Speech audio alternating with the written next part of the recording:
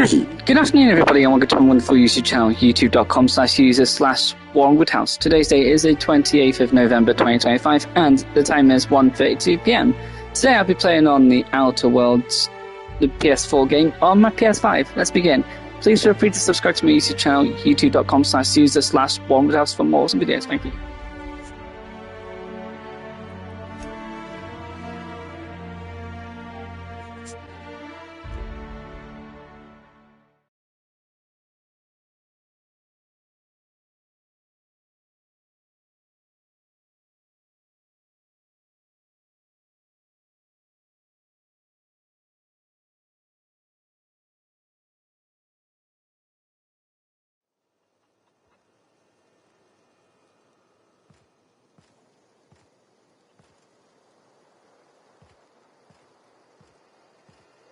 Yeah, huh?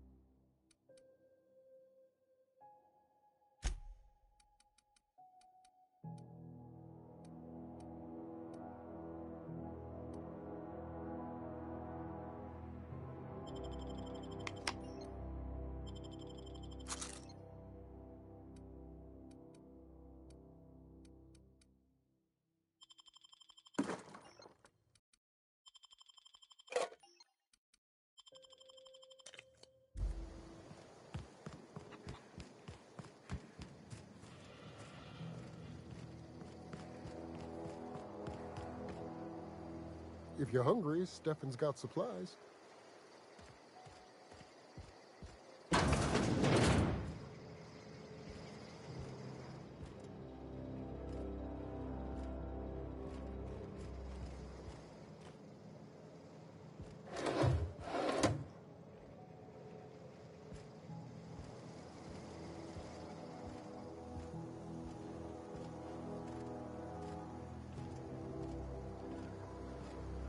Oh, that's Thomas. He used to follow me around before he left the cannery.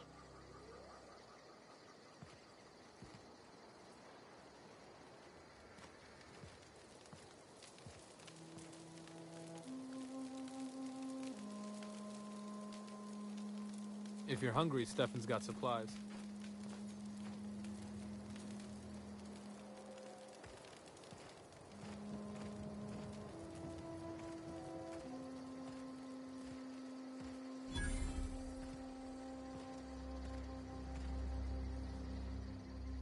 Oh, didn't see you there.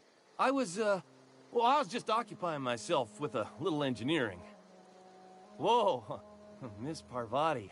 Hey, you're, how are you? Hi. Hello.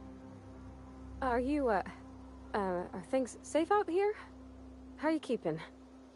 Great, just great. I've been trying to keep stuff running, just like you. Only I'm not so... Wait, they didn't kick you out, did they? Oh gosh, no. I'm just along with this lady here.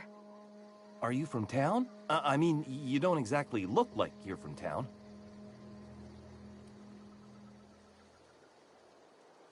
Well, what I meant was you're reasonably well armed and don't look stricken with plague. Sorry, I just wasn't sure if you were from town or if you were one of us. Something's been chewing at me, you see.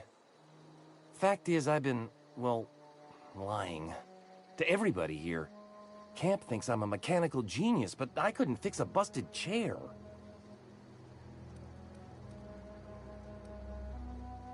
I'll take all the help I can get.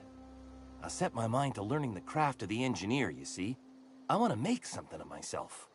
You ever heard of the Young Spacer's Guide to Mechanical Engineering? Comes in a set of 3. If I had my hands on one of those data pads, I could teach myself the ins and outs. Those are good. My dad kept a copy with him when he was working in the cannery. I know the old community center kept a copy. Should find another one back in town. If you could find me even one of those pads, I'd be greatly obliged.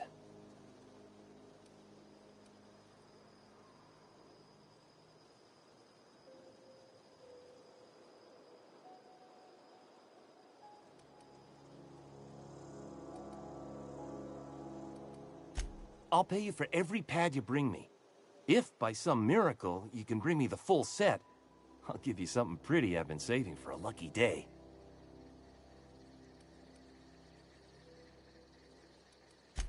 I wish I knew. I wagered the town had the full set once upon a time. Where the third's gone, I can't say. No kidding! Really? Well, which one? Look at that! Building a computing machine out of Spectrum potatoes, a primer. I'm just glad it survived all these years. I appreciate you going through all that trouble. One datapad's enough to guide me down my newfound path. Just remember, I got something saved for you if you find me all three. Well, don't keep me in suspense. Ain't that just ironical? If I'd worked a little longer back at the cannery, I might have found this myself. 2 whole datapads? Be still my beating heart. Oh, almost forgot your payment.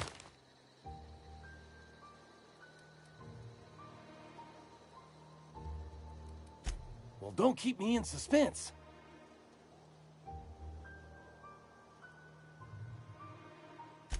The geothermal plant? Now that is just incredible! You really went exploring down there? Adelaide always told us it was swarming with hostile mechanicals. That's a complete set! All 3 parts! I'm gonna be the greatest engineer Halcyon's ever seen! Aside from you, Ms. Parvati, I swear, I'll do you proud. I'm glad we could help, Thomas. I've been saving something for you. Just a little contraption I found. Should fit right into your outfit. What's on your mind? Couple months. This camp's my home. People you see milling about, they're my family. At least I think of them that way. I owe them my life. Would have died in the wilderness if they hadn't chanced upon me, starving and delirious. We all left the cannery for one reason or another. Me? I was let go, mostly on account of my incompetence. I mean, I was incompetent. I couldn't even survive on my own. Grace found me, Adelaide took me in, I've been on my feet ever since. You weren't incompetent. You just didn't fit the cannery. Not like here. This place had a U-shaped hole, and now it doesn't. You could stay, you know. Here. I'd be happy to... I mean, we could really use... oh, this isn't coming out right. If you want, Adelaide would make a place for you.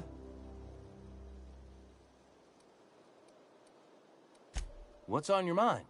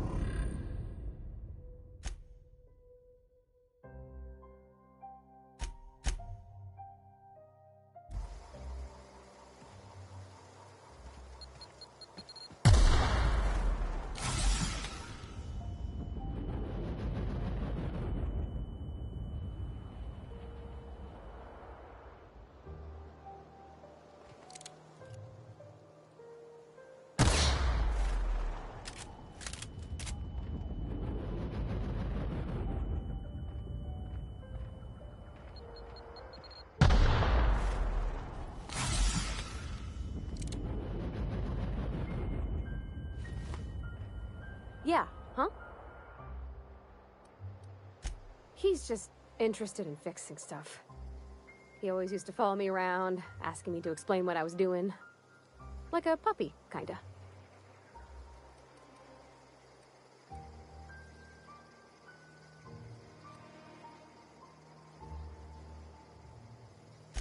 Thomas always listened to me.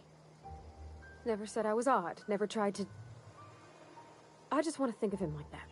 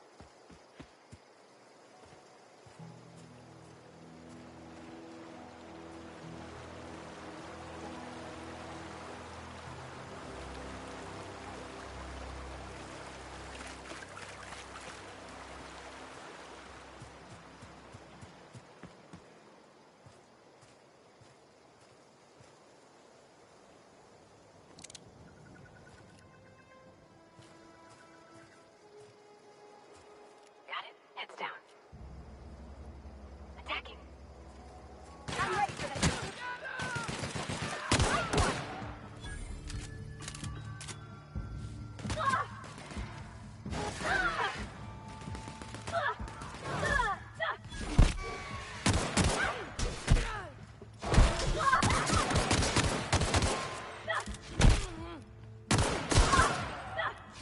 Got 'em all.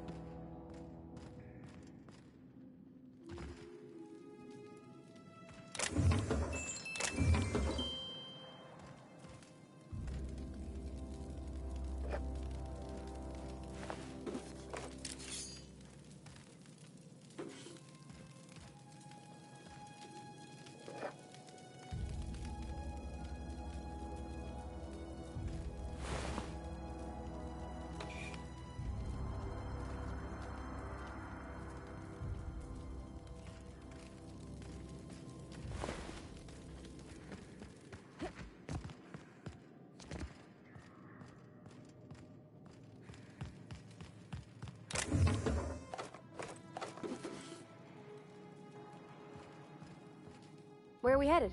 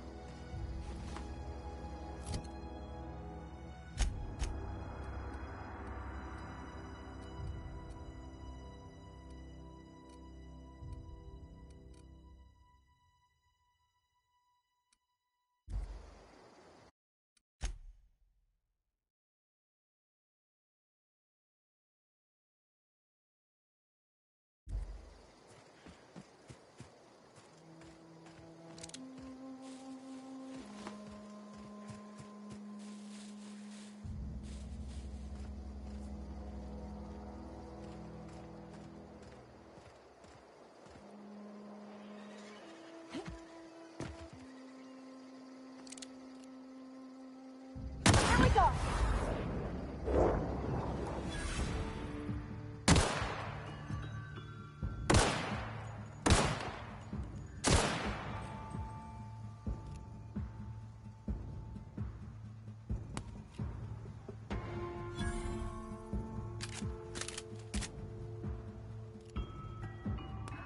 Don't mess with us.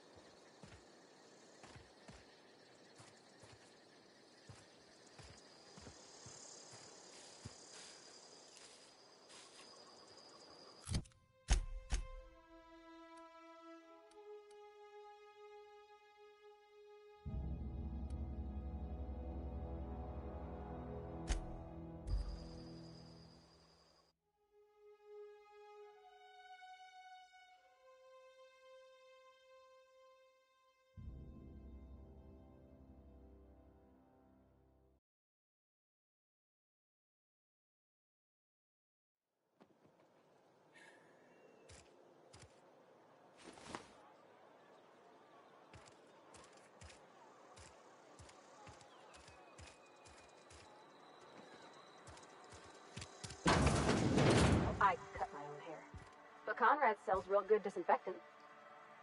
What can I do for you?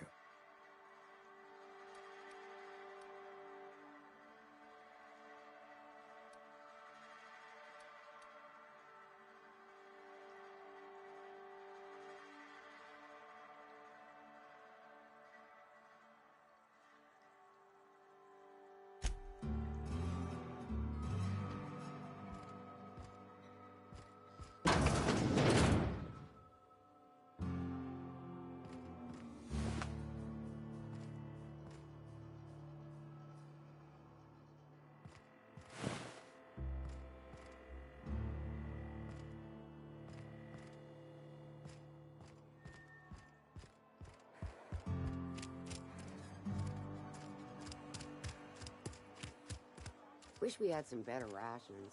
How do you feel?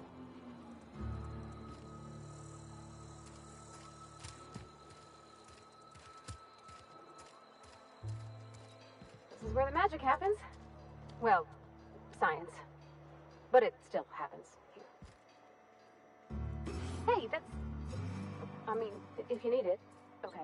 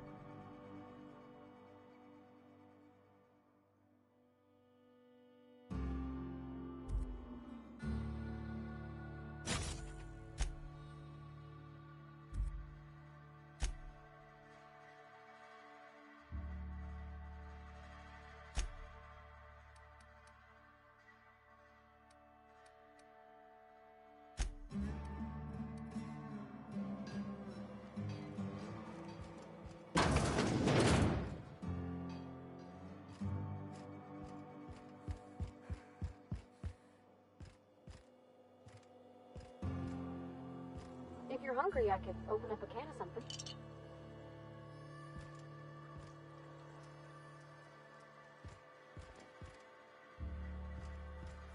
My dad's... It's an office. Just my office. Something you need?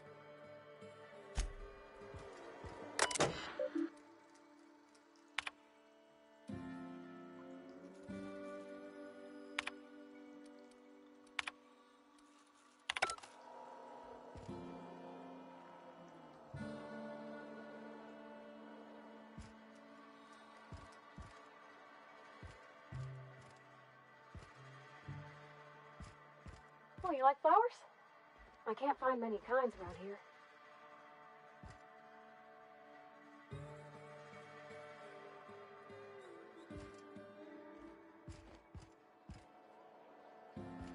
If you need to go, I'll wait outside.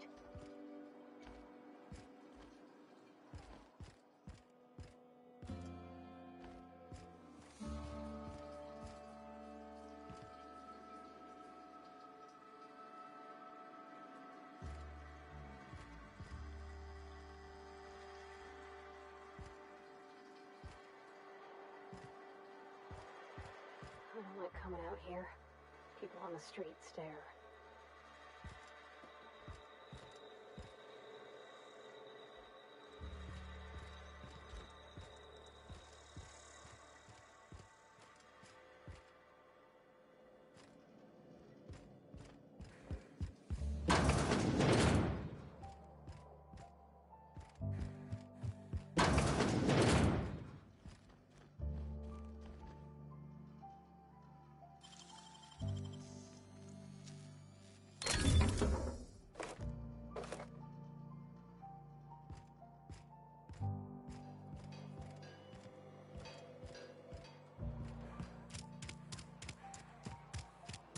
Sometimes I wonder what I'm doing with myself.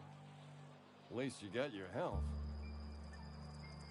I've never actually been in here. Seemed scary from the outside.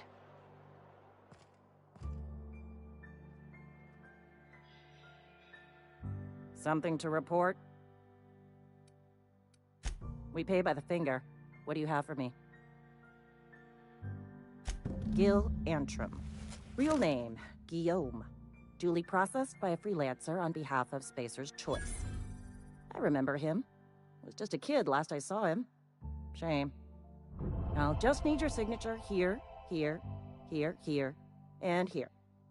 Got any more fingers for me? Mabel Burgess. Age 37. Right or left-handed? Let's just say no longer applicable. I remember Doc Burgess. Conducted my physical every fiscal quarter. Guess she couldn't keep her hands off her patient's medicine. Still one outstanding bounty. If you've got a finger, I've got the paperwork. Here we are. Bertie Cotton. Cause of death. Let's just say overwhelming physical trauma. Bert was the local preacher before Max took over. Always was quick to remind us that we all get what we deserve in the end. Well, that's all three. I must remember to requisition some more fingerprint ink. Here's all the compensation you've earned, plus a bonus.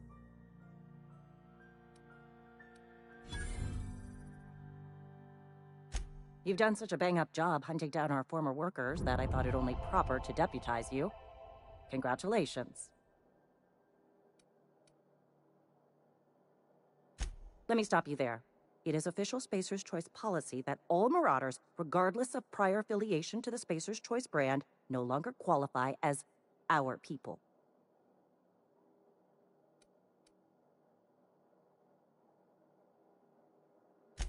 Marauders are folk who lost the will to keep working, wandered out into the wilds and gave into their baser instincts. Not everyone's cut out to work in Edgewater. Some turn deserter, some turn marauder. None of them get my sympathy.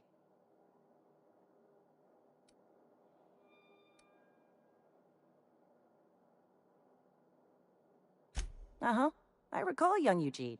Good kid. Nice smile. Fussy about his health, though. Took a little too much adrenatime. That'll do a number on your brain matter. Says so right on the warning label. Violent psychosis is a well-documented and legally accounted for side effect of adrenatime. What's on your mind? As long as your questions fall within the acceptable margins of curiosity.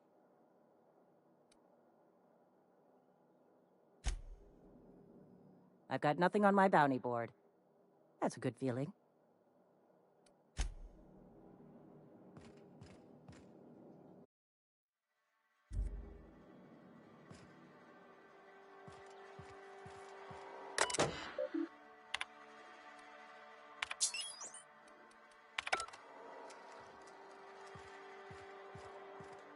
A friend of mine died a couple weeks back. Still ain't past it. Nothing I can do about that.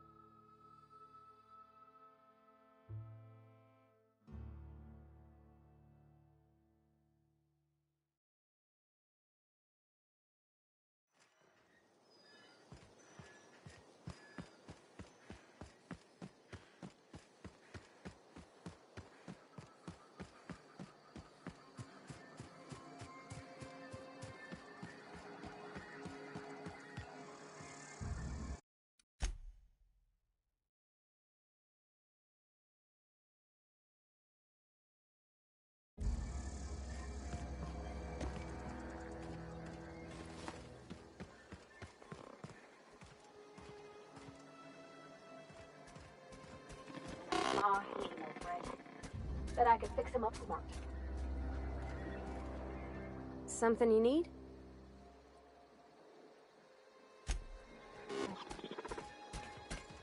Searching for repair bay. Error. Navigation systems failed. Unable to comply. I could probably fix that. I mean, if you wanted me to.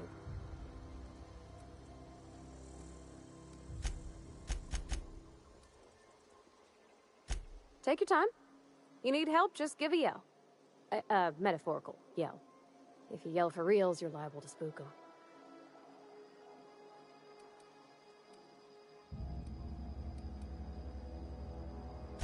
Yep, I see the problem.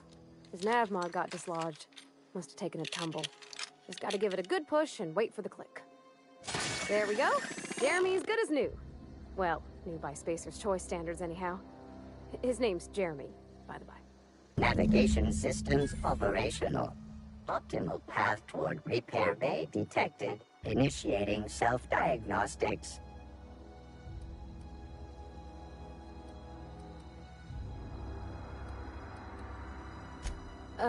I don't reckon Jeremy understands the concept of trade. Spacer's Choice reminds all colonists that serving the Spacer's Choice family is the highest possible reward. I have been programmed to deliver this pre-approved message. Be more careful out there, Jeremy. Self-diagnostics initiated. Please do not disturb. Self-diagnostics initiated. Please do... Something you need?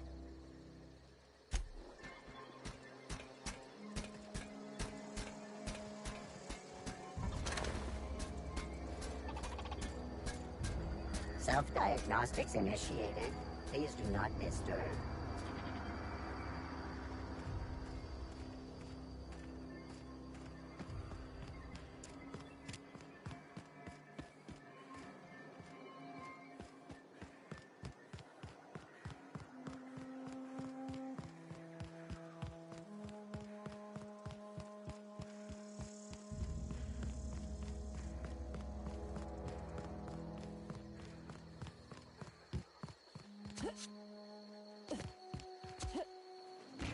When I was little, we'd get freighters in every Sunday noon.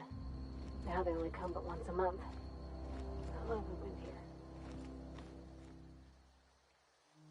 Bring us honor, soldier. You beat that scout to scrap with its own legs? Pulled its optic cables out its head case? Actually, don't tell me. Rather use my imagination. You're a passing fair soldier, I will confess. But you are one, and the enemy is legion. What you need is an equalizer, a weapon to strike fear in their cold, mechanical hearts. Cantina, lavatory, behind one of the toilets. That's where I've kept it hidden all these years. Sharp, ain't it? The lavatory is the very last place a mechanical has need to enter. On the double, soldier. Don't want the bartender poking around in there with a mop.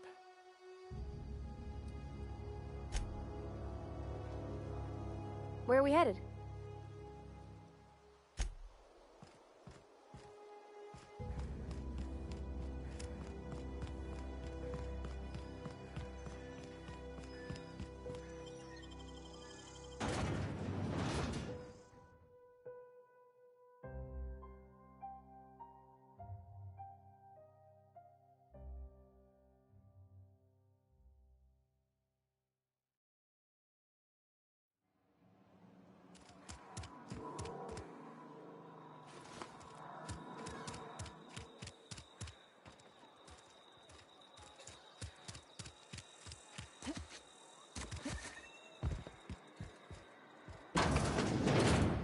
You're not a big drinker, are you?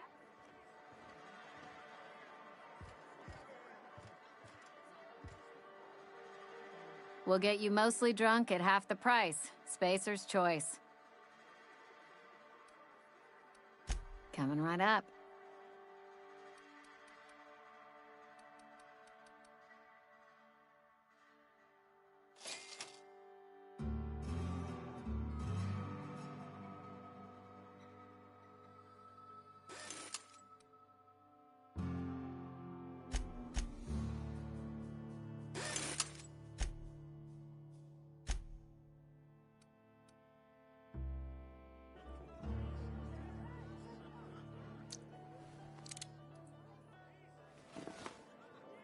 Something you need?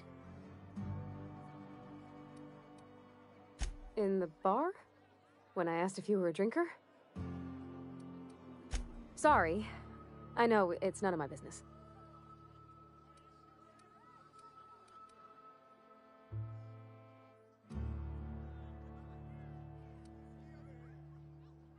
Strong drink makes me sick. And it makes me real sad. I start thinking about things I oughtn't, and then... Well, never mind that. You got better things to think on. Sorry. I'm sorry, I shouldn't have said anything. Yeah, huh?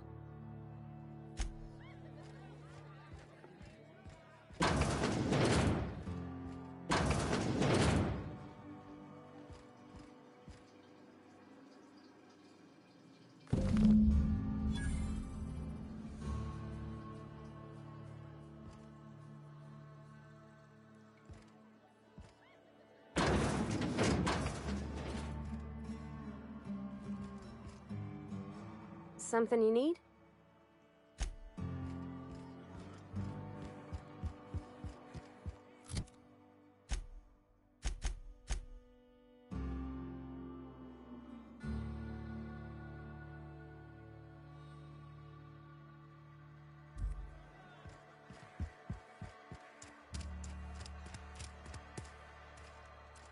Wonder if the plague's ever gonna pass. Just keep working. Work 4 to 5 days a year.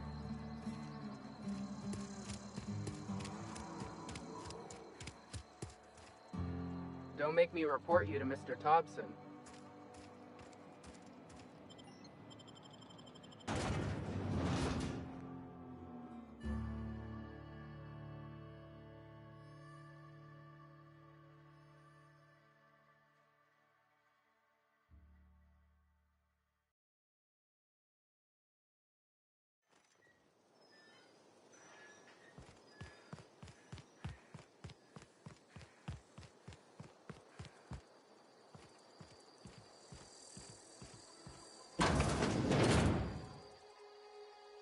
Bring us honor, soldier. Feast your eyes, soldier. This here is a genuine Spacer's Choice injury customizing unit, designed to deliver a lethal blast of electrical discharge. I call it the Hand of the Law. You ever want to see a mechanical flailing around like a grounded fish? You stick a couple thousand volts in its guts. With compliments from old Ludwig.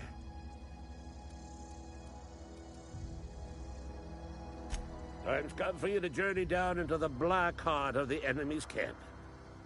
I'm talking about the old geothermal plant. Unfortunately, the old plant lies outside my board-given jurisdiction. You'll need to get a passcode from the boss, Reed Thompson.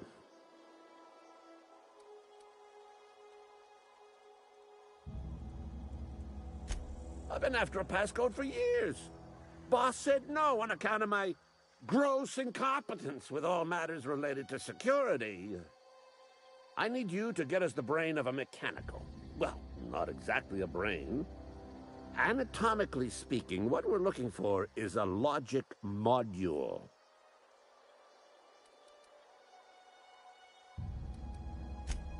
Don't tell anyone, all right? I've got a contact. A real expert in the inner workings of the automaton. We are going to rip those mechanical secrets right out of their circuits.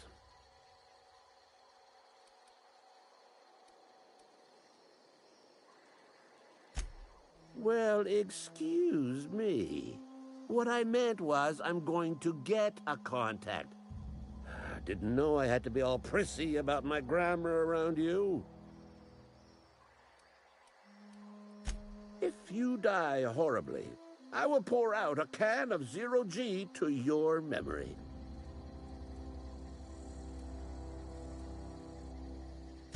Bang up work, soldier. You're a credit to your uniform. Oh, that reminds me. Gotta look into getting us a uniform. So this is it, then. The key to humanity's victory over the mechanical hordes. I would reward you with the gratitude of the Resistance, but I'm guessing you want something tactile. So here's a couple bits for your trouble, and a little something to remember me by.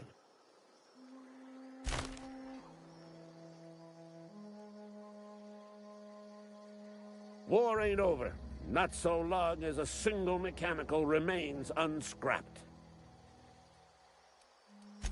Go on.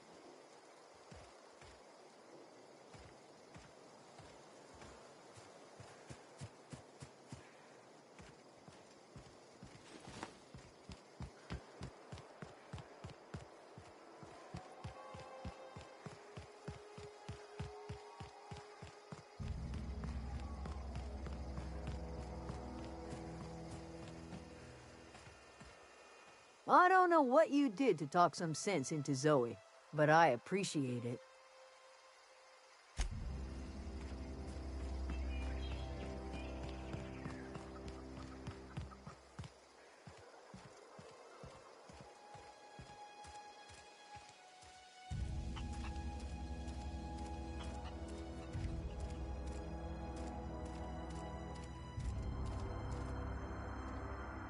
Anything else I can do for you? That's not strange at all, dear. Few of us truly know where we are. The world can seem like a forest without end, and it is all too easy to lose one's way. But we must remember that being lost is the first step in discovering yourself.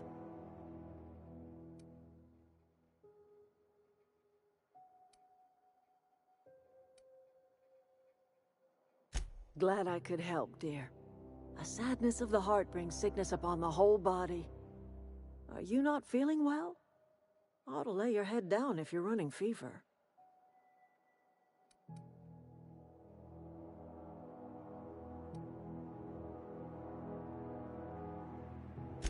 That sounds like fever talk, all right. So why am I tempted to believe you? Where did you say you were from? Is that a new settlement of some kind? I haven't kept news from outside the Vale.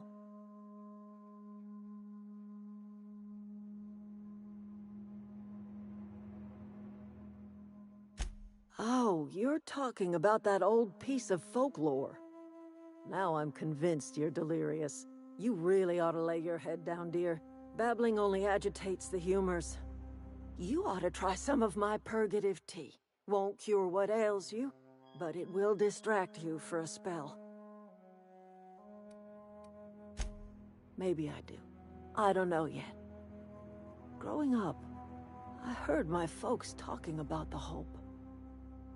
Always believed it was just a story we told ourselves to keep our spirits up. Listen, don't you worry about what I think. That's not important. Worry about what the board thinks of you going around talking about lost ships from decades past.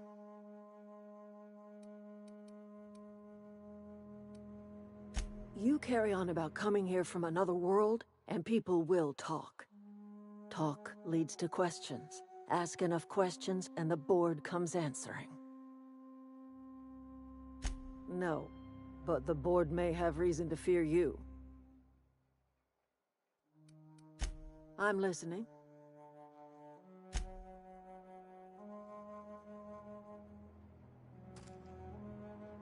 Something you need?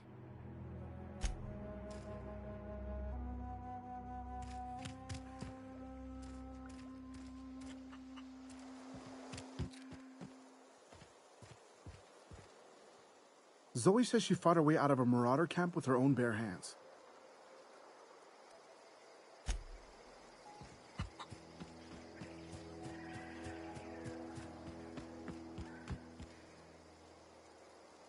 Keep your wits about you, friend.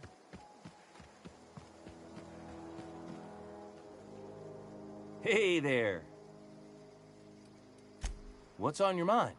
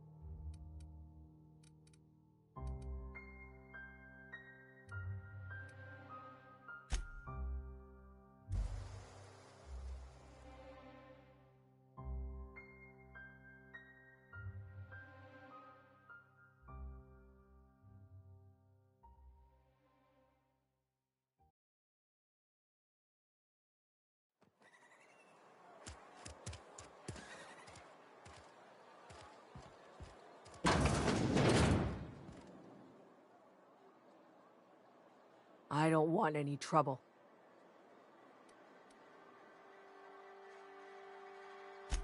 Esther's got medication? How? Did the boss get a new shipment? I'm sorry, it's just I thought we couldn't spare the medicine. Nope, I'm sorry. I can't accept help from Esther. If I deserved treatment, I wouldn't be here. Why?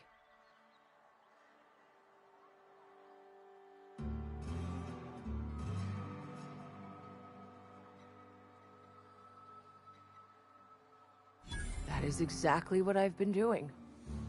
Not my place to dole out punishment. Not even against myself. All right, you made your point. If Esther offers to treat me, I won't turn her down.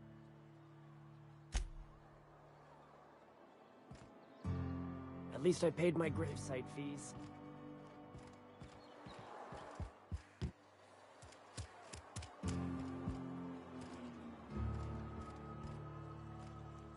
What can I do for you? You found Eugene's teeth? What? Where? How?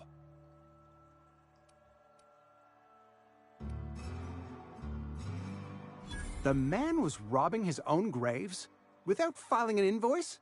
This is a brazen violation of Spacer's Choice standard procedure. I suppose I should be grateful. You've saved me some trouble and no small amount of embarrassment.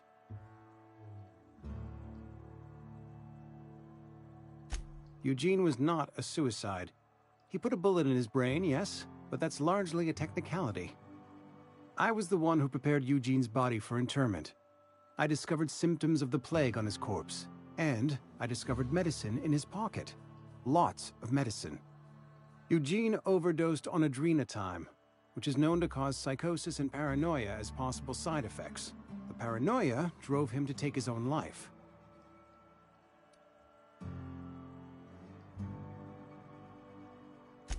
We can all thank our lucky stars that young Eugene was hopped up on medication and suffered its predictable side effect.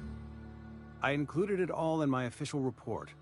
I'd like to think I saved Edgewater a great deal of money. We never could have paid the fines associated with a suicide.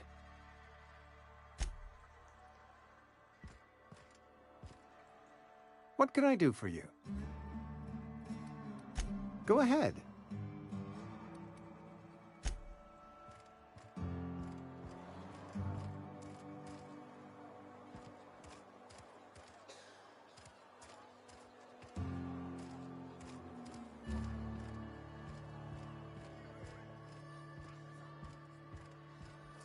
You tried the best, now try the rest. Spacer's choice.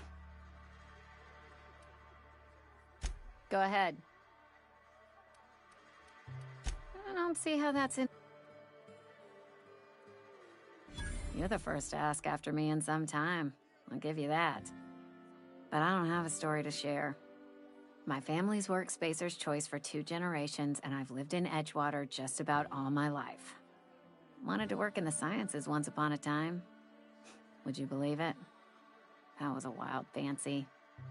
Glad I disabused myself.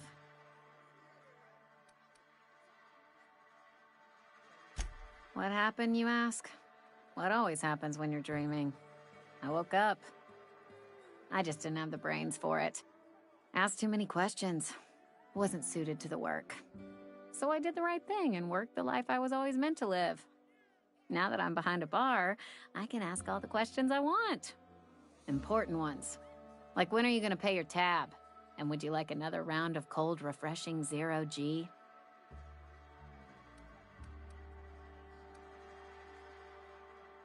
Don't talk to me that way, please. Spent many years disabusing myself of that notion. Don't need you putting it back in my head. Lab work ain't for me. Never was. Never will be. Spacer's Choice put me where I belong, and for that, I am grateful.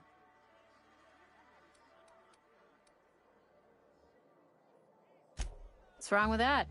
It's good, honest work. Pots and pans don't scrub themselves. Glasses don't fill themselves either. Unless you're in Byzantium. I hear everything's automated there.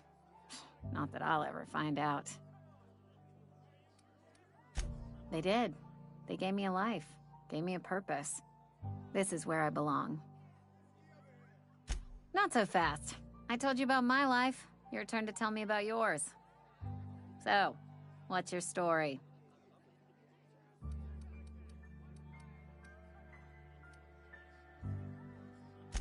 That right? Prove it. I already asked you not to bring that up around me. Change the subject or buy something. Plague got you feeling woozy? Get yourself boozy with Spacer's Choice. Go ahead. Suppose I did. Ready to talk about it?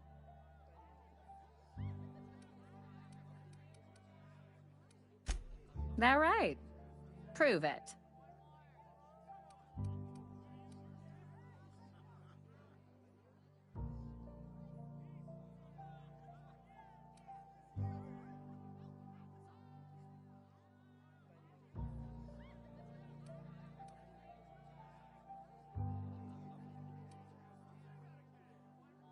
Oof.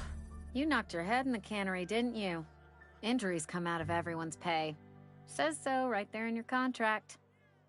So, you want to tell me what your story really is? Sounds as if you've been keeping questionable company. Or spinning a tale? You're right. I don't believe you. I'd advise you to keep that story unsaid. Don't want people thinking you're a loon. Coming right up.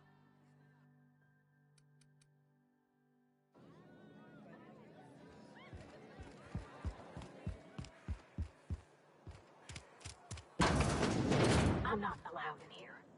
Not since the vending machine incident. Holcomb, got my eye on you, girl. Miss Holcomb ain't allowed in this establishment. Not since that little incident.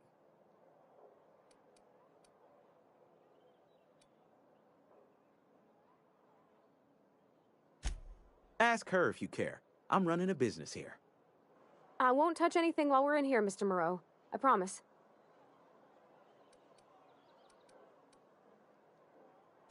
Go right ahead. Spacer's Choice, Go right ahead.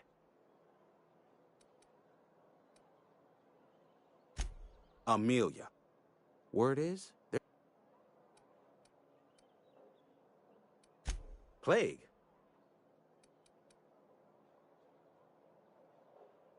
I take umbrage with your choice of phrase. We ain't sick, we're rugged. Some of us who get sick are liable to exaggerate the conditions of that sickness, but the fact is, if you work hard, you have got no cause to worry.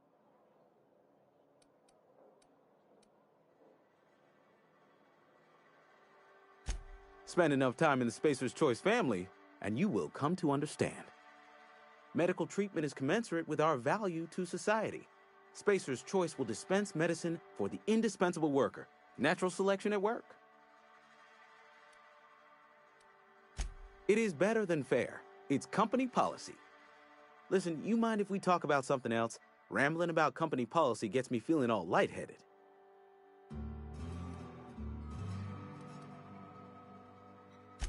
Music to my ears.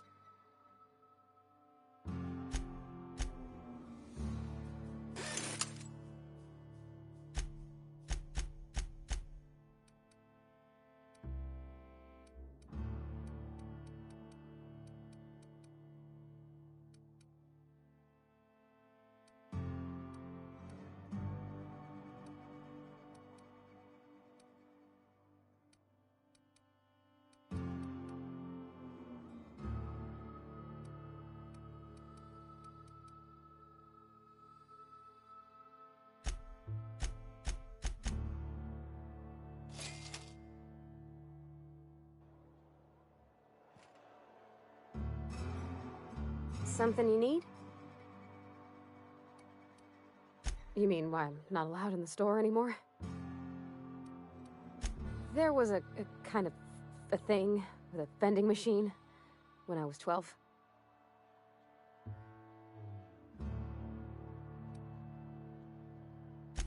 Sure, but folks got long memories around here. I've always been good with my hands, right? So I saw a lock on the machine and thought, oh, this must be how they refill it. But I had to know. So I did my thing, and next thing I know, there's a couple hundred bottles of 0G rolling out the front door and into the road.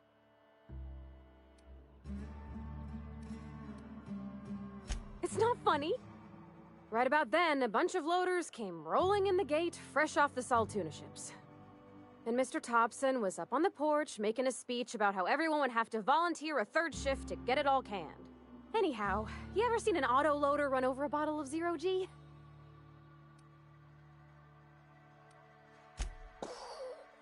Exploded all over Mr. Thompson. One bottle after another as the loaders went by. I was just shy of working age, so Dad had to pay all the damages. Rose still angry at me. I can laugh about it now, but I just about puked up my guts in terror in the moment. That's the one time I ever made Mr. Thompson look a fool. Yeah, huh?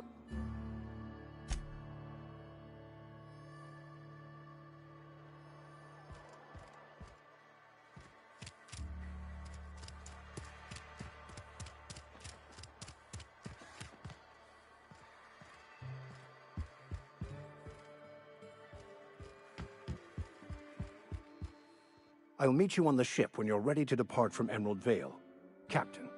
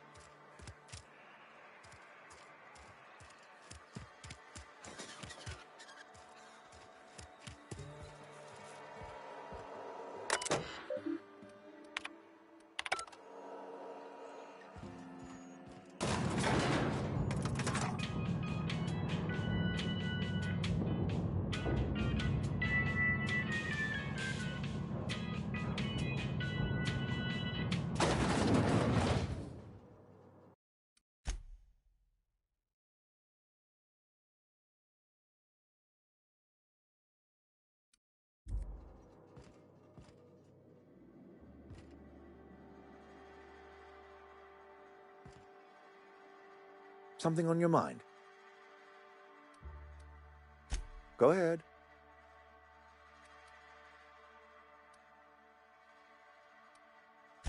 That you are not one of us may work to your advantage.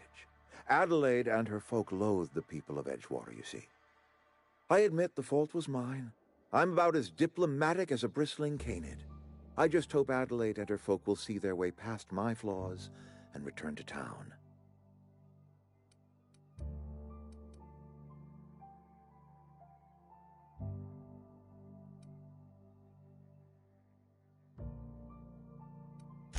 Scripture tells us we all have our purpose in the world.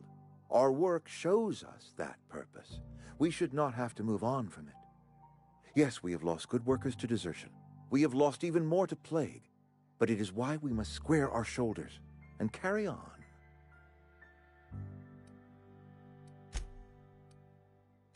Go ahead.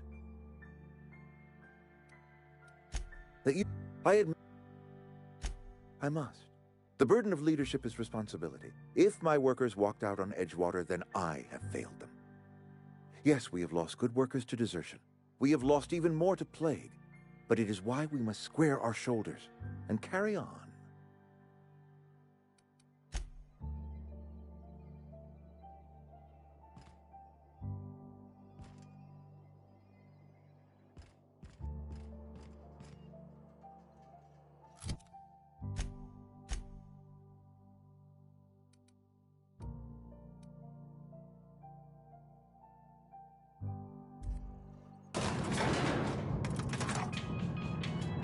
Yeah, huh?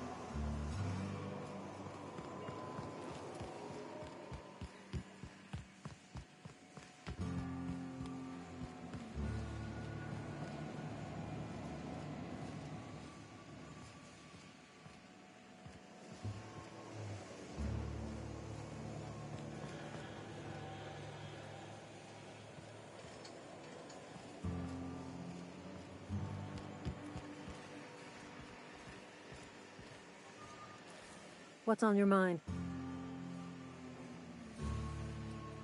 Yeah?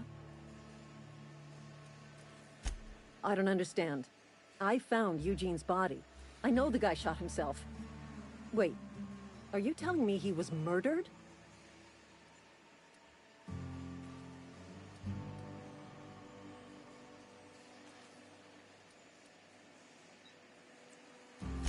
He was plagued? Oh, Law, that's awful.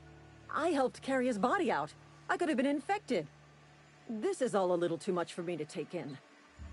But I guess if Eugene wasn't a suicide, our town won't have to pay a penalty.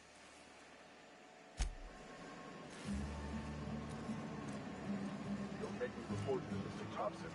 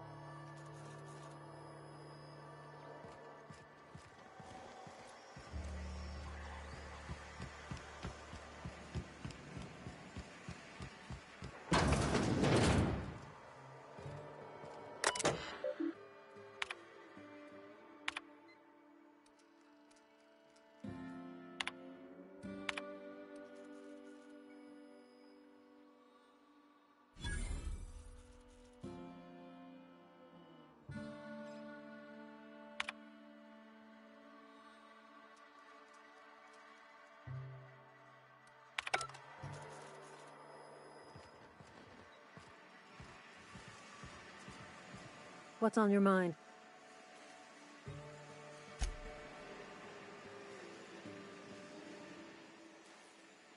What's on your mind?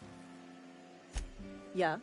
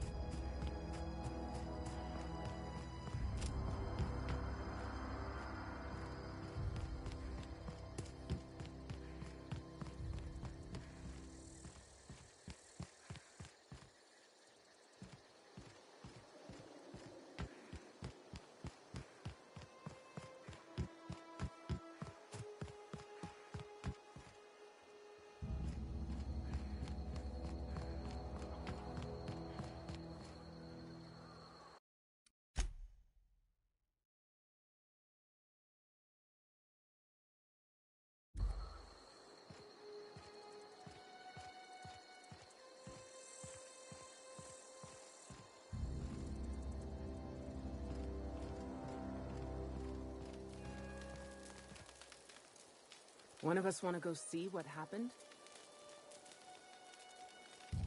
Food's bound to spoil at this rate. Everybody keeps staring at me. It's not my fault the power's dead. What's on your mind?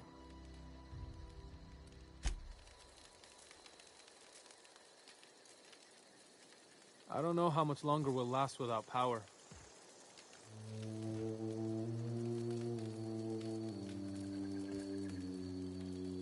Don't see why Thomas can't just get the generator up and running. Something I can help you with?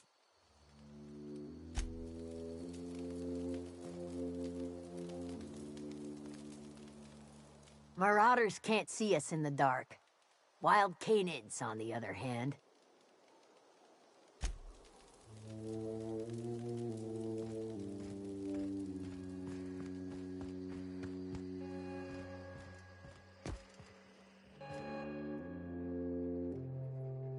That's the thing about growing old. Your eyes start to fail. Elsewise, I would have seen you for the snake that you are, chopped you into pieces and roasted you on a spit. This is all you're doing. Cutting off my power, killing off my garden. Without refrigeration, my food will spoil, and my flock will starve. I want to ask you this in private, away from the eyes of my flock, so they do not see me lose my temper. Tell me, why did you do it?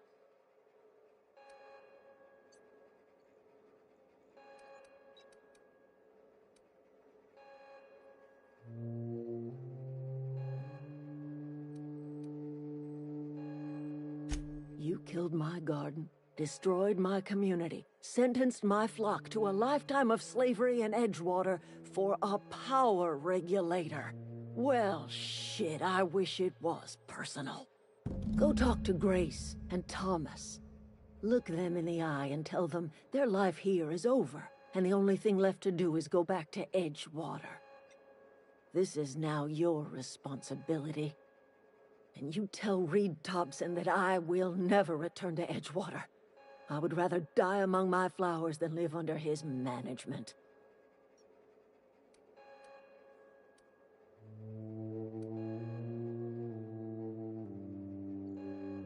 You offering to cross Reed off, huh? This some sort of twisted reparation for what you've done? Or you just looking for a chance to sow some chaos? Kill Reed if you must, or talk him into leaving if you can. He and I are not sharing the same four walls together.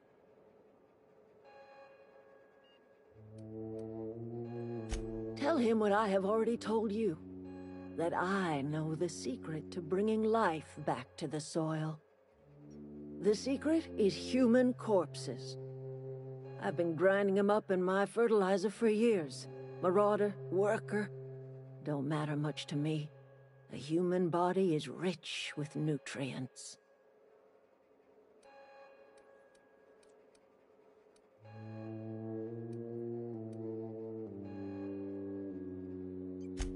I have got a means to cure the plague, and I will not share that cure until Reed leaves town. Those are my terms.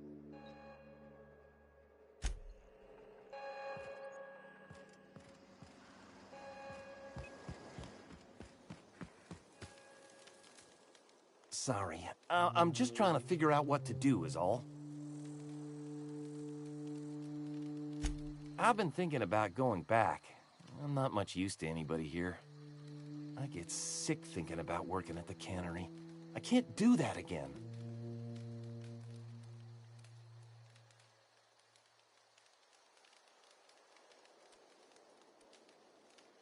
You know something? I think you're right. The town could use another engineer, and I'm on my way to becoming one. I could do a lot of good in Edgewater. Maybe even keep a garage of my own with a little workbench and my very own toolbox. It's just... Adelaide's never gonna forgive me. Not in 100 years. I go crawling back to my old life in Edgewater and I'm as good as dead to her.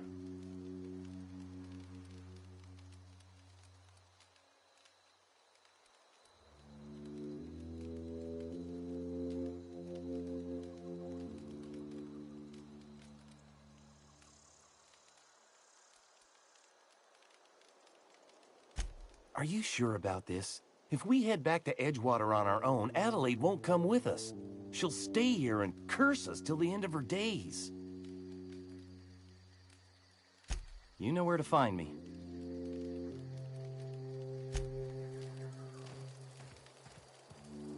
I'm not in the lightest of humors right now. The matter's been weighing on me. Zoe came back, but I couldn't keep her from slipping out in the first place. Who's to say I could keep marauders from slipping in? I don't see us lasting more than a couple of weeks out here. I'm loath to admit it. We're gonna have to make our peace with Thompson and hope he takes us back. Listen, we go back to Reed, hat in hand, begging for our old jobs back. Well, Adelaide's not gonna forgive us. She never talked to us again.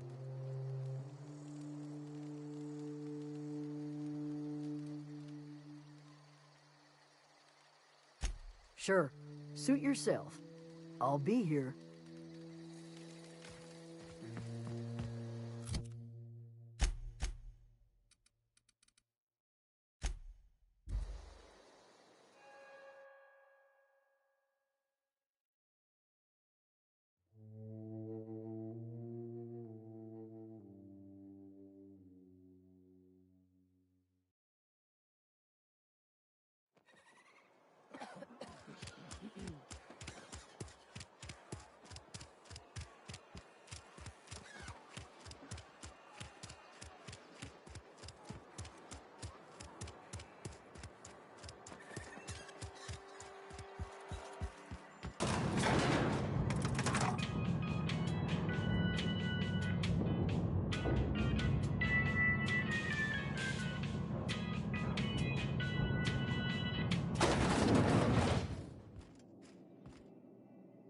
This is a fine day, friend. Power flows through our town like a cool stream of water. I trust Adelaide's people have seen their way to reason. So, when can I expect them back at their posts?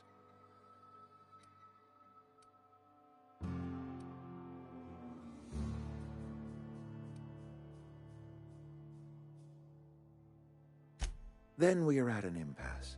Stewardship over this town has been entrusted to me by Spacer's Choice. I am not perfect. I have made my share of mistakes, but I have done my best for this town.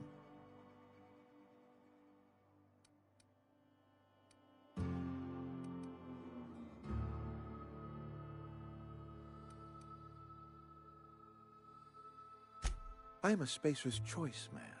My father was a Spacer's Choice man. Edgewater may not look like much to some buttoned-up freelancer, but it is my home.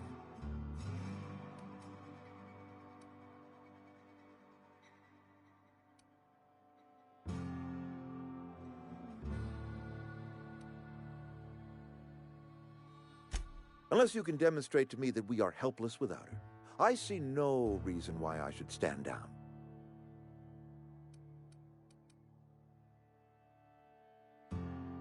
You'll excuse me for being skeptical. How exactly is Adelaide growing crops in barren soil?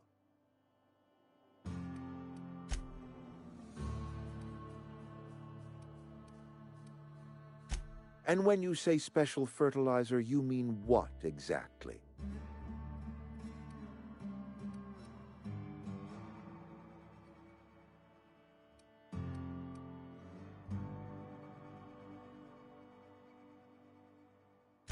Adelaide has been using dead bodies in her fertilizer? That's, come to think of it, that's a stroke of brilliance. What a remarkably efficient solution. Recycling Spacer's Choice property long after its date of expiration. I was wondering about those missing bodies in Silas's cemetery.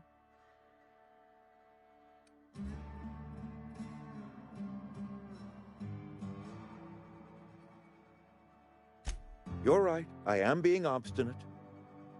If the best thing I can do for this town is to stand down, then stand down I shall. If Adelaide's found a way to feed her people and cure the plague, then she deserves this office more than I do. I won't stand in her way. My life here is ended. Give me a little time to settle my affairs. I'm sure Adelaide will be glad to see the back of me.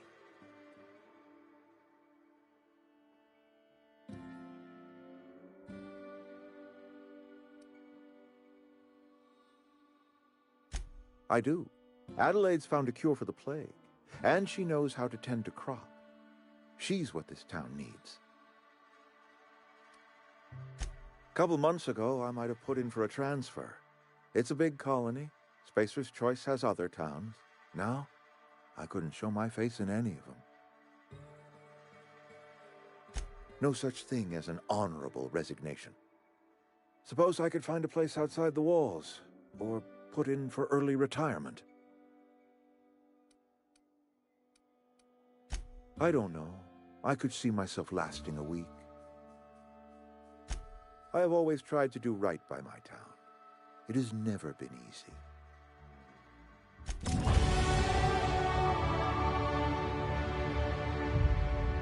I already told you I'm leaving. Just give me a little while to collect my thoughts.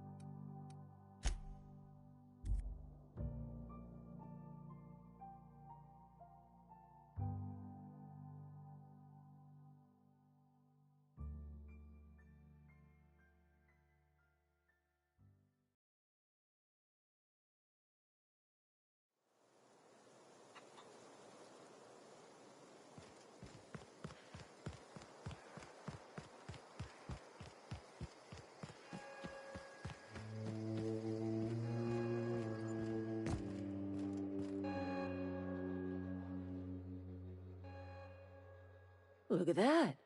The snake's come back. I never thought I'd see the day that Reed Thompson abandoned his post. Suppose we all have a breaking point. Suppose it's time our flock made our way back to Edgewater. We must tend to what remains of the town and carry on with our lives as best we may. You're vexing to me, you know? Injuring us with one hand, helping us with the other. Here, I'm giving you something to leave us be. It's a ransom, you understand, not a reward.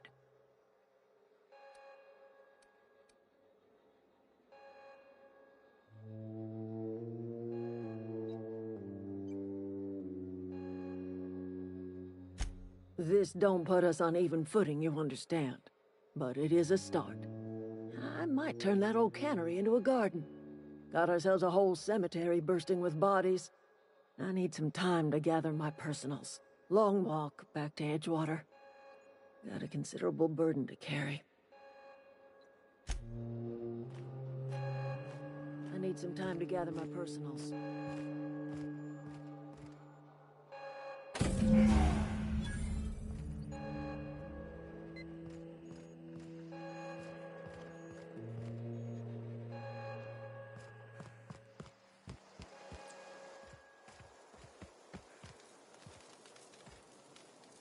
I know, I'm trying to think. I'm not in the lightest of humors right now. Didn't think she'd go back so long as Reed was still running the place. Something must have changed. If Adelaide's going back to Edgewater, we'll follow her.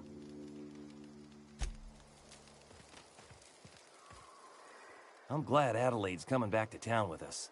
With Reed gone, we're gonna need her leadership.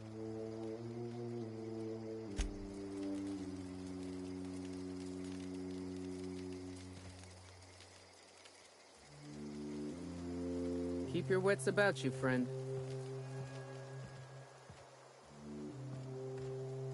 Home is where the heart is. Marauders took that saying a little too literally.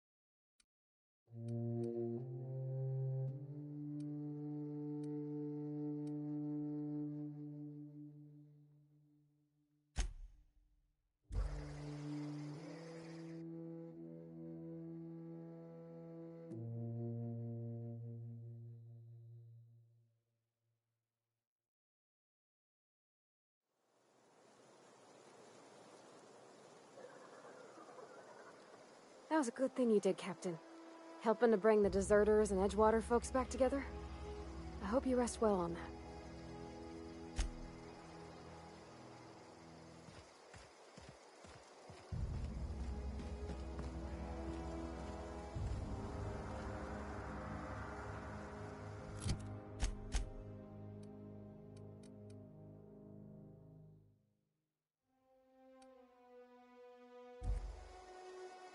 Is this your ship?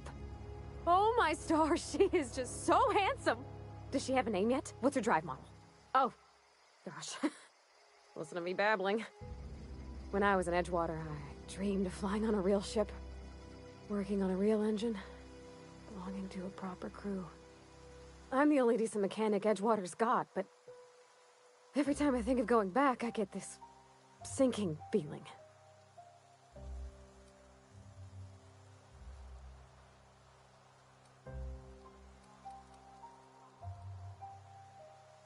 Well, it's kind of you to say that. And you're right. I wasn't happy.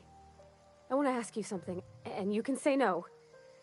But can I come with you? I could tend to your engine. I know my G-valves for my catalyzers, and I can keep your ship singing. And if you ever need a pair of eyes watching your back, I can do that too. What do you think?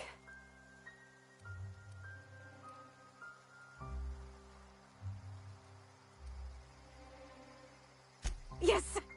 I mean, thanks. You won't regret this, ma'am. Captain. I can call you Captain now. Ha! I got a captain. I think you did the rightest thing you could sending the power back to Edgewater. A lot of people would have suffered otherwise. People I care for. Even if they don't care much for me.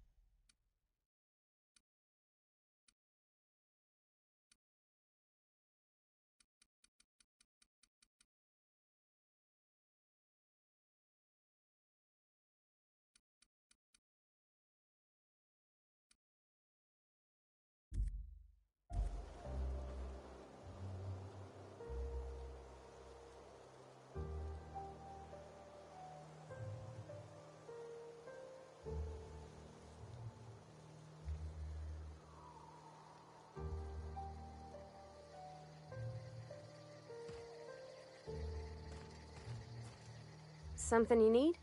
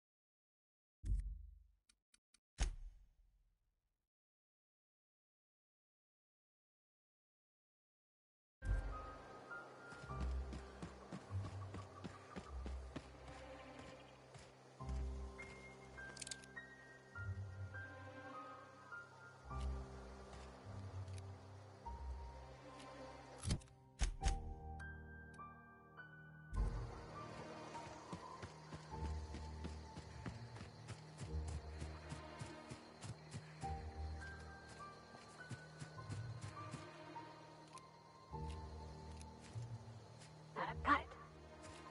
Quick.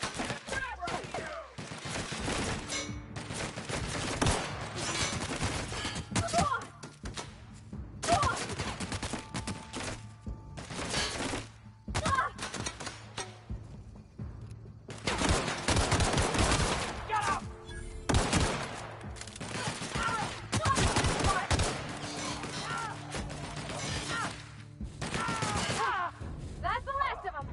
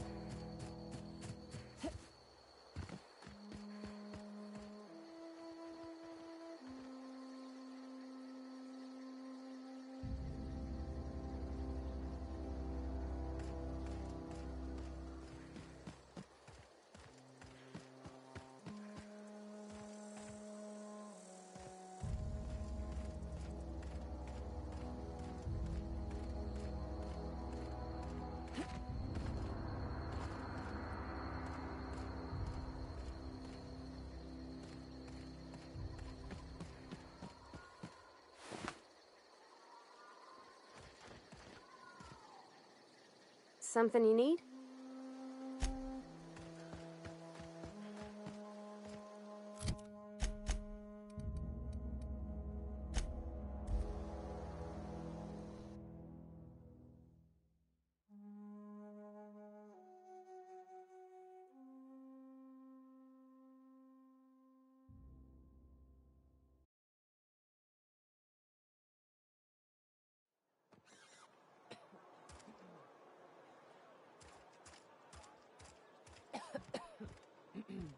Spacer's choice takes care of its own.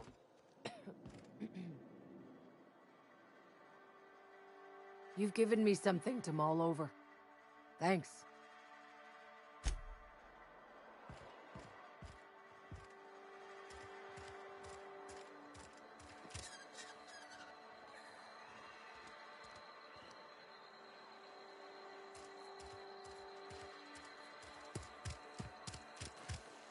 You're safer inside the walls.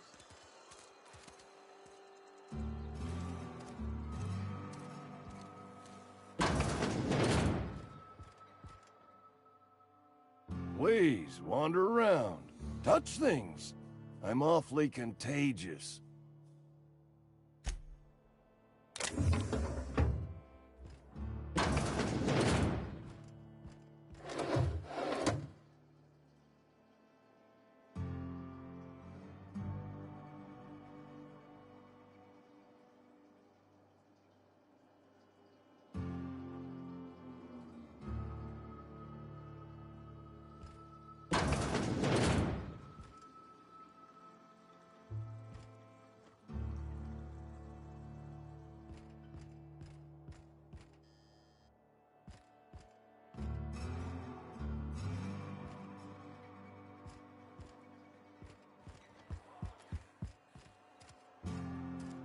Been eating nothing but salt tuna for a year. We should keep our voices down. Hey, thanks for helping me back in that cave. You got a real knack for curative work. Hey, thanks for helping me back in that cave. You got a real knack for curative work. It's a good day if you make it back to town in one piece. If it ain't the Starship Inspector, here's hoping Edgewater's up to your standards. If it ain't the Starship Inspector, here's hoping Edgewater's up to your standards. Vale's a little safer, thanks to you. As long as your questions fall within the acceptable margins of curiosity.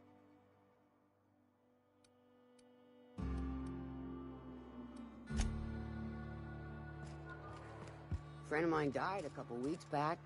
Still ain't past it. Just the way it goes, I suppose.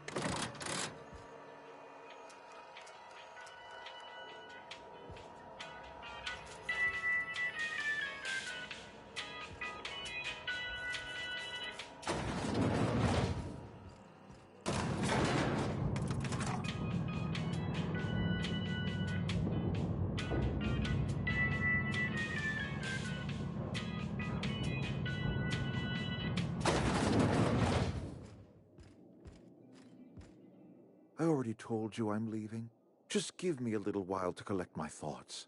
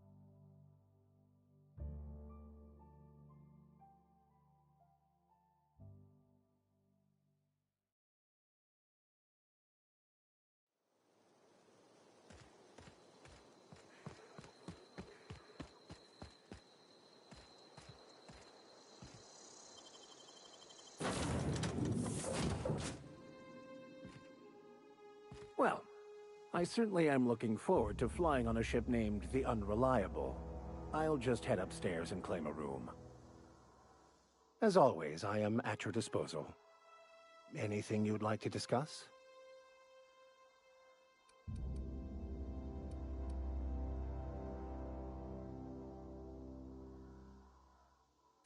I've been thinking on that. There's a former infamous philosopher scholar who fled Terra 2 some years ago. He's an expert on Bakonu. He's also who told me of the journal's presence in Emerald Vale. If anyone in this colony could translate that book, it would be him.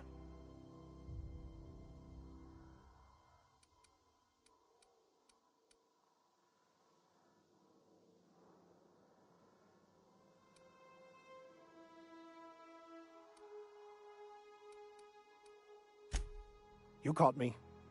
Listen, the OSI frowns on fraternization with philosophists.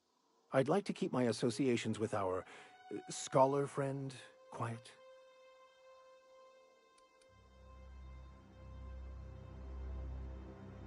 The only one I'm aware of. I suppose we could always just ask random passers-by if they are fluent in it.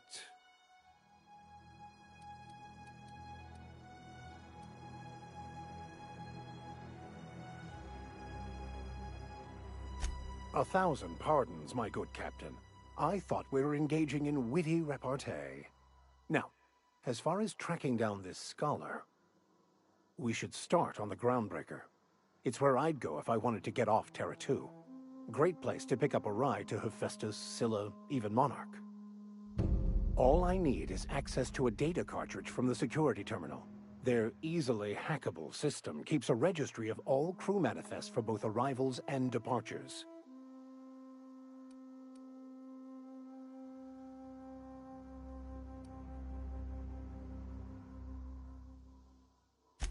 Before I transferred to Edgewater, I had a wealth of time to develop certain, secular skills during my years serving a particular penitentiary flock. I meditated, led sermons, provided guidance to the inmates as needed, of course. I also played prison yard tossball and taught myself a bit about computronic security systems.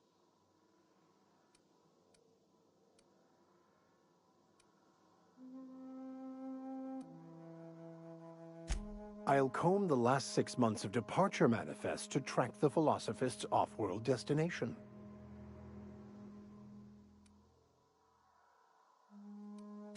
Thank you, Captain. Something you need?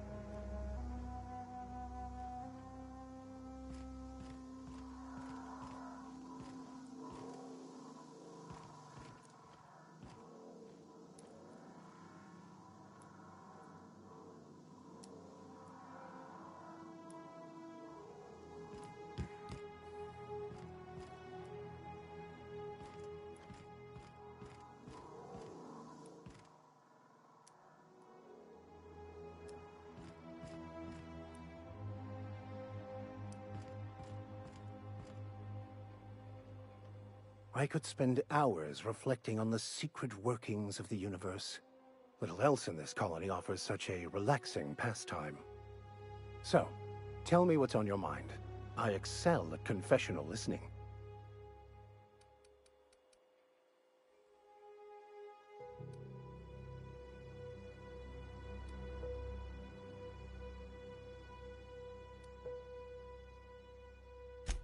Of course. Are you ready to break into security on the Groundbreaker?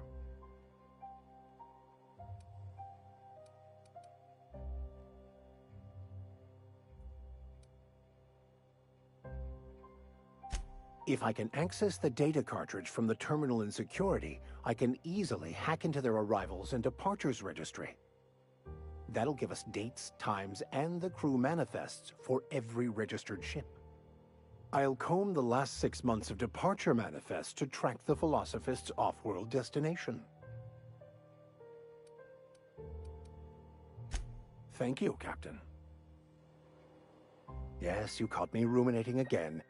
Guilty as charged. What's occupying your thoughts?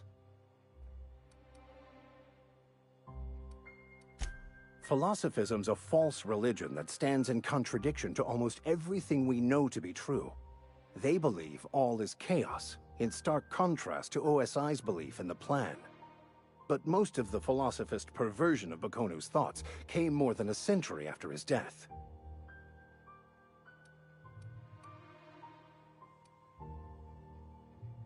Nothing too out of the ordinary.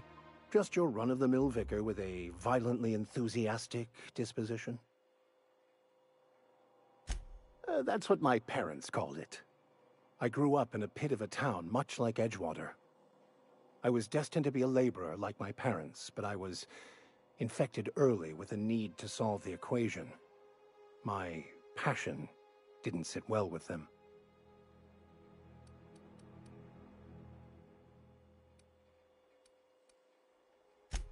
On the contrary, They internalized the precepts of scientism like no one I've ever known. They had a pure faith, a faith that brought joy to them regardless of the situation. I envied that. I wanted that peace. I thought if I became a vicar, I could find it. Or at the very least, find out why I lacked it.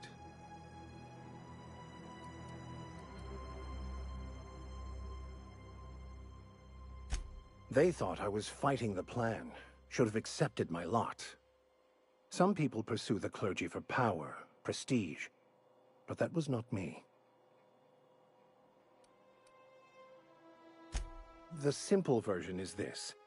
The force which we call the Grand Architect created the universal equation that underlies and defines everything in the universe.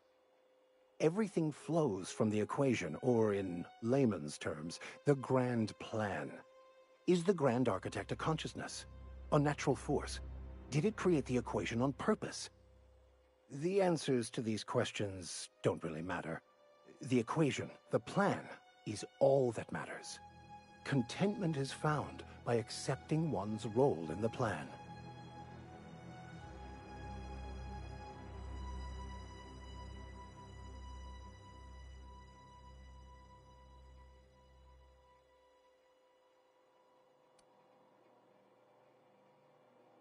It can be if abused, but that can be said about anything. However, in the case of the Board and Halcyon, sadly, I believe you are correct. Nothing too out of the ordinary. The answer.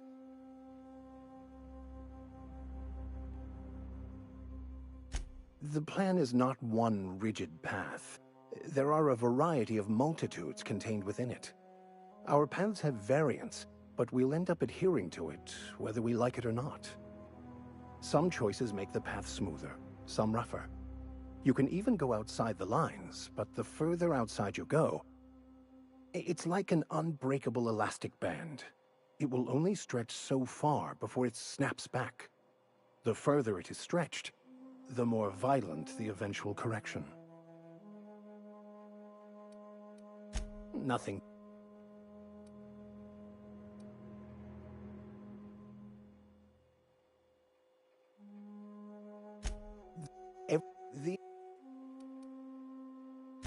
Scientism, as its name implies, believes that nature abhors equality. The strong survive, and the weak perish for the betterment of the whole. And reason, not emotion, is the seat of all morality. Wisdom means accepting the vicissitudes of life with grace and dignity.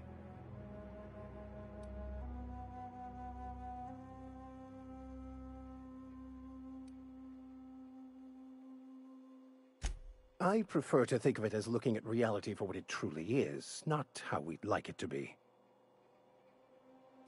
Yes?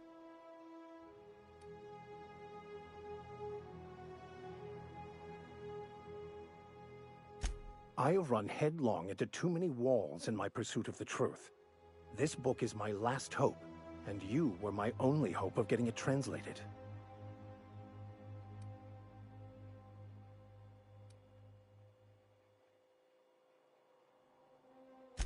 I honestly don't know what I'd do.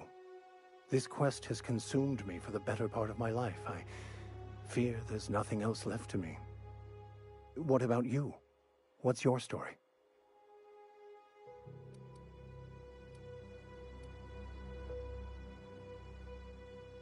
And how did he do that?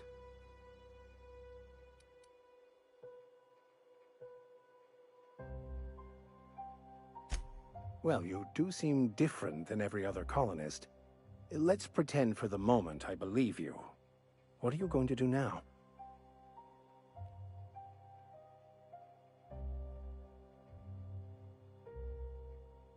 That seems a dangerous proposition. Why risk your life now that it's been returned to you?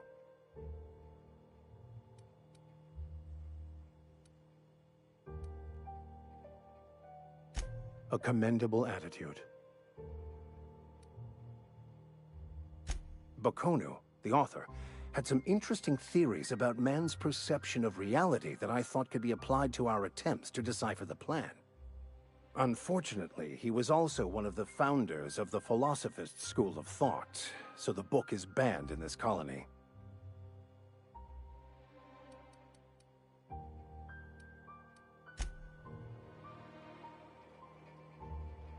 Yeah, huh?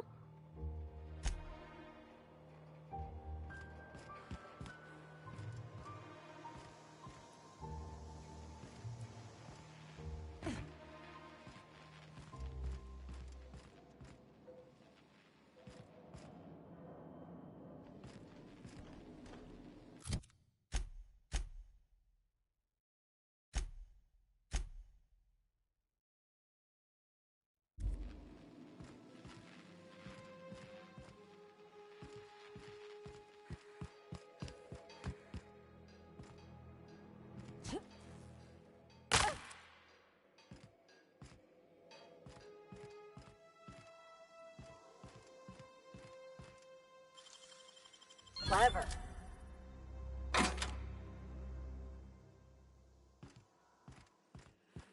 Captain, I have detected that Edgewater's power supply is now optimal. I applaud your willingness to invest your time in the local community.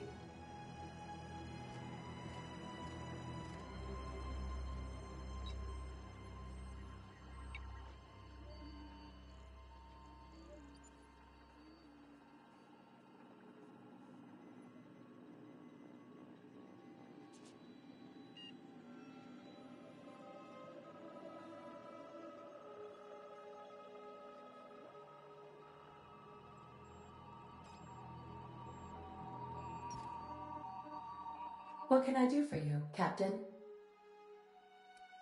Do you know how to install a power regulator? Outstanding, Captain. Your aptitude for engineering will prove invaluable in the event of another catastrophic engine failure. Our engine room is located behind you, across the cargo bay, up the ladders.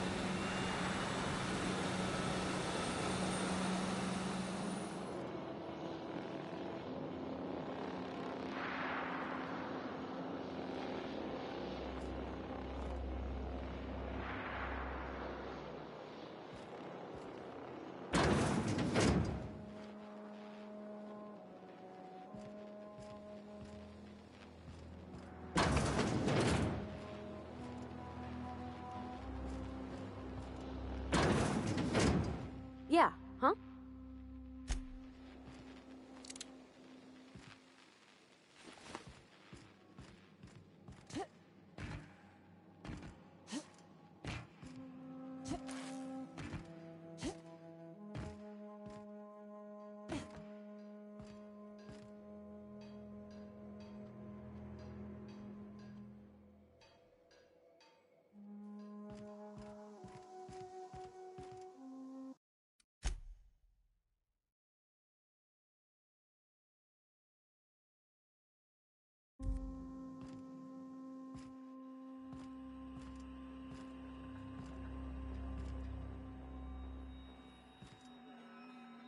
What can I do for you, Captain? All systems are operating within acceptable parameters. I am prepared to bring the Unreliable into low-altitude orbit. This should prove an adequate test of our flight capabilities.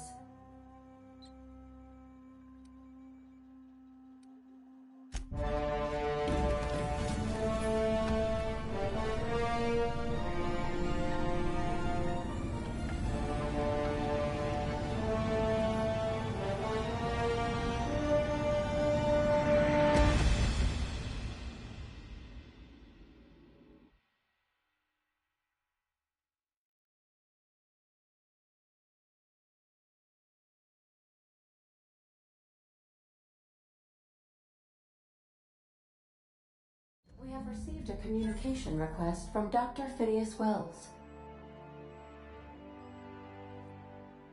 Aha, there you are, hale and hearty, and captain of your own ship.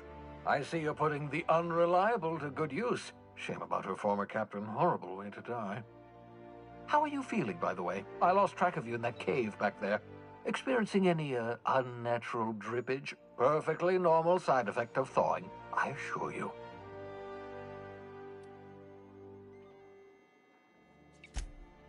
Oh, that, yes, that's probably permanent. I wouldn't worry about it, though. I'm sure you're fine.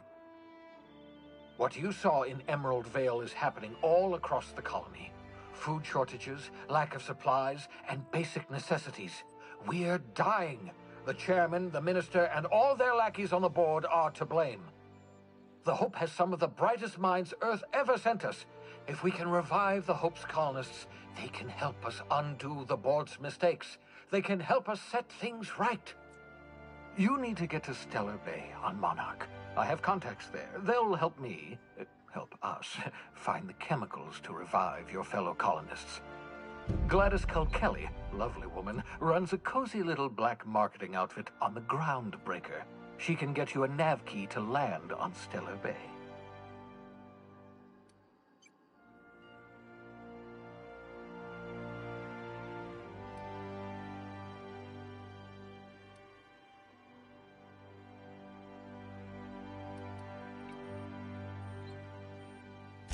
In theory, I suppose you could land your ship in Cascadia, and in theory, I suppose you might survive the experience.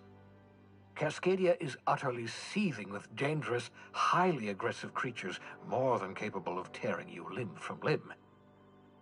You'd have to be a lunatic to land in Cascadia, and I'm reasonably certain I tested your brain for incipient signs of insanity. Trust me, talk to Gladys Culkelly.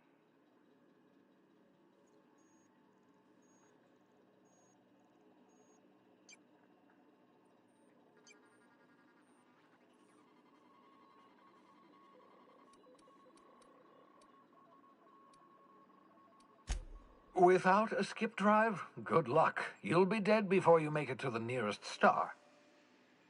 Look, I admire your optimism, but the sad truth is you're stuck here. You, me, and the rest of this colony. We're all skating precariously around the edge of oblivion together. None of us are leaving Halcyon alive, so we may as well make it a better place, and we can start by reviving the Hope.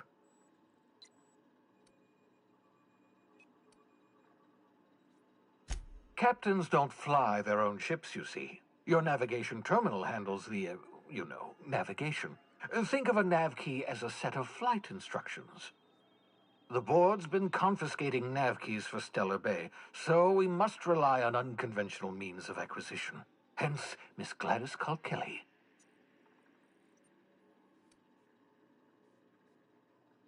Gladys and I have been doing business for years. Her smuggling credentials are unimpeachable. If anyone can get you a key to Monarch, it's her. Criminals? Goodness, no. Smuggling is a perfectly legitimate business venture. If misappropriating board property is a crime, well then, throw me in Tartarus. Plenty of ways to make money in Halcyon, you know. Not all are above board. Oh, above board, above the Halcyon board. Get it?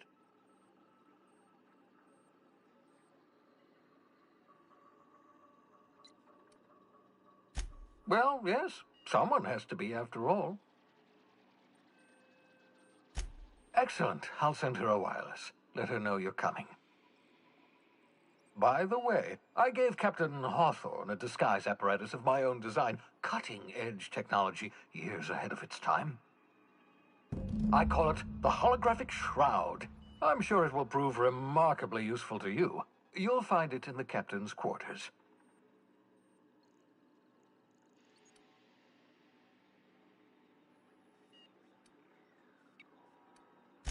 Marvelous device. I'm quite proud of myself. The shroud changes the user's appearance to mimic that of another.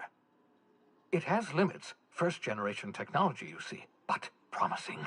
Exciting to see it in use at last. Very simply, the holographic shroud uses biometric information contained on standard identity cartridges to generate a holographic projection around you.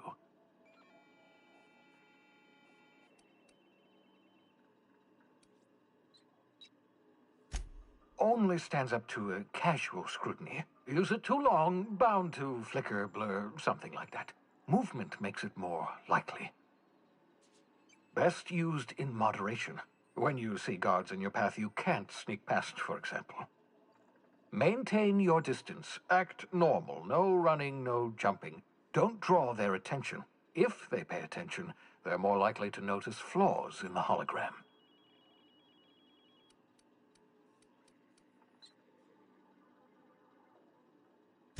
A change of clothes. What is this? Some old spy serial? What inattentive and brainless guard would be fooled by such a shabby disguise?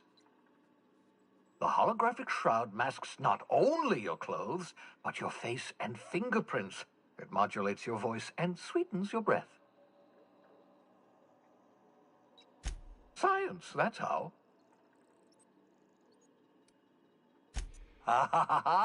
The beauty is they don't expect it. The shroud is the only one of its kind. We humans have a tendency to overlook the unexpected. Activate the disguise, walk past someone. What do they see? A figure dressed like a fellow employee. Don't act odd. They won't focus on you. Excellent. I'll contact you once you've found a way to get to Stellar Bay. If you have any questions, come see me in my lab. And remember, don't trust the board. They'll try to win you over with promises of wealth and power, but it's a lie. The board's only interested in filling their own pockets. If we don't put a stop to them, they're going to run this colony to the ground. Transmission ended. If you are ready to depart, please select a destination on your navigation terminal.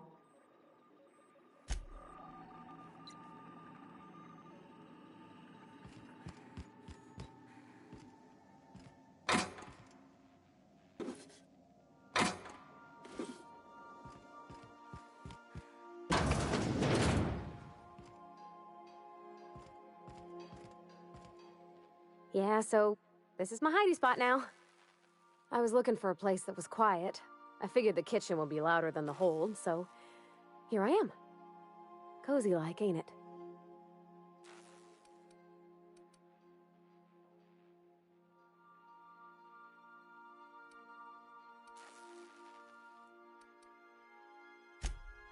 Mostly, yeah. I lived in the maintenance office near all my life. Mr. Thompson never let me forget how funny that was.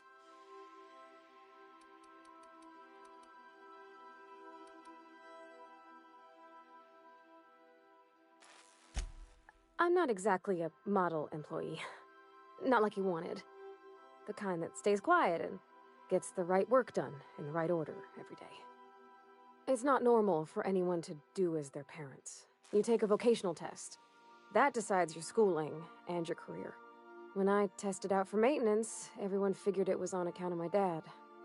They were real unhappy with us.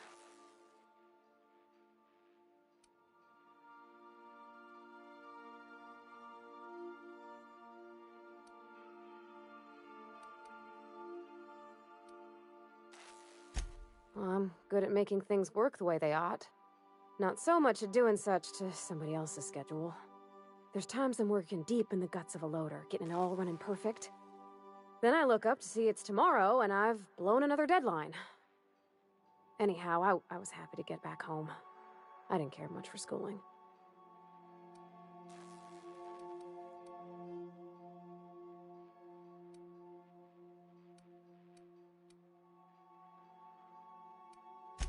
Oh, there were a whole lot of reading, not nearly enough doing. Like, before they'd issue you a wrench, they wanted an essay on the design of different wrenches. Then there'd be quizzes on company regulations for storage and maintenance of wrenches.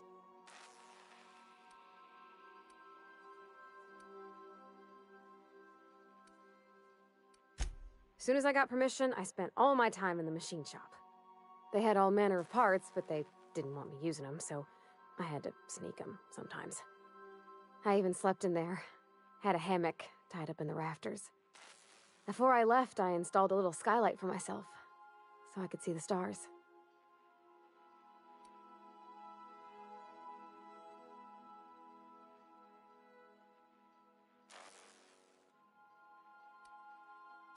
Students bunk 4 to a room. It's supposed to get you used to working as a team. There's no privacy and no quiet. When my roommates tried to talk, I'd get so nervous I'd be drenched in sweat. It was easier for everybody when I stayed off on my own. I doubt any of them remember me now.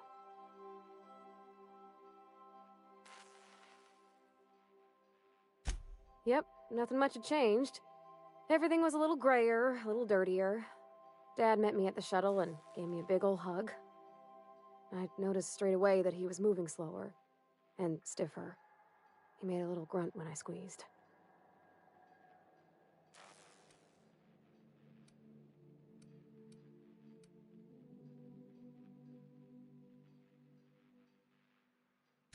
Oh, I miss him, sure enough, but he's a fond memory. I was right beside him when he passed, holding his hand.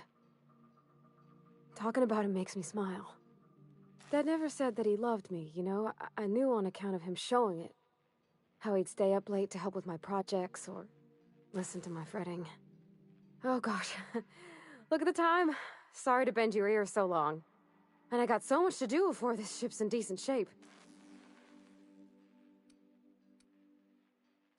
That's in pretty good shape considering how hard Mr. Hawthorne ran it. It's a Yakita LHA 120, A2 model, I'm pretty sure. The Block 2 design scooshed in extra cargo space but didn't change the stock engines. Probably a touch underpowered, huh? Accurate in all particulars. I conclude you are Edgewater's board-certified mechanic.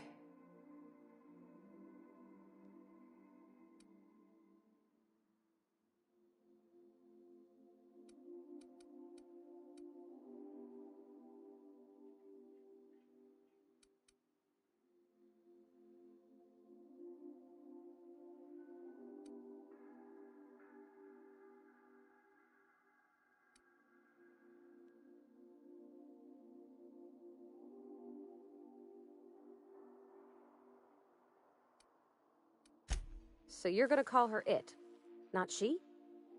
Though my voice is currently pitched to suggest female, I possess no gender. Any pronoun preferred by the user is acceptable. Hello! I am not a board-certified mechanic, but my dad was. He taught me all he knew. Do you understand? Speech recognition is one of the many skills I have been programmed to simulate. You're not simulating it, you're doing it! I asked a question and you answered it.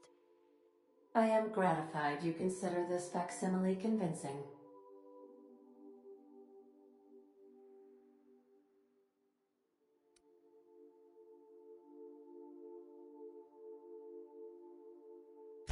I am at your disposal, Ms. Parvati.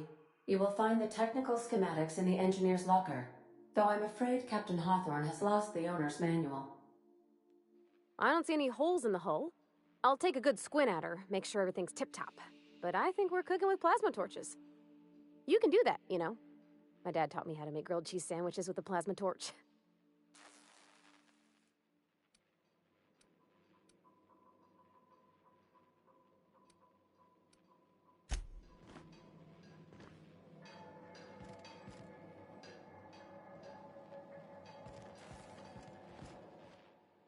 Sometimes I wonder about Mr. Hawthorne. What was he like? Why'd he make the computer a talkie? You think he got lonely, flying about on his own?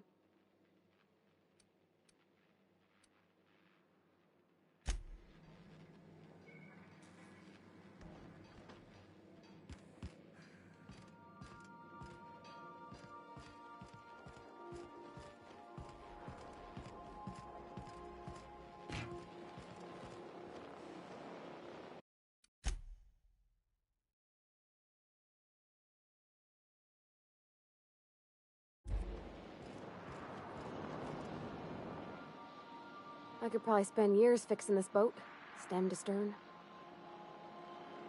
What? You want me to leave? Captain, you can't mean it.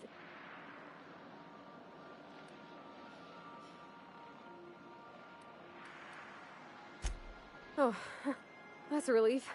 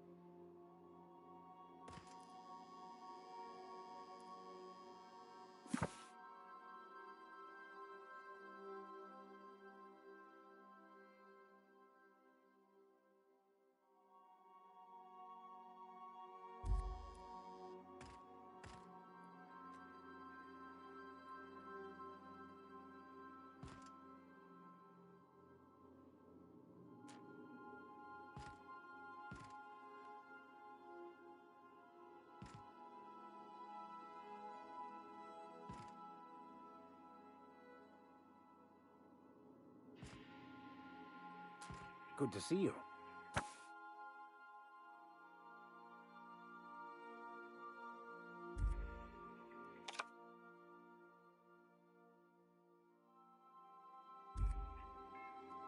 By verity, by strength. What are we contemplating today?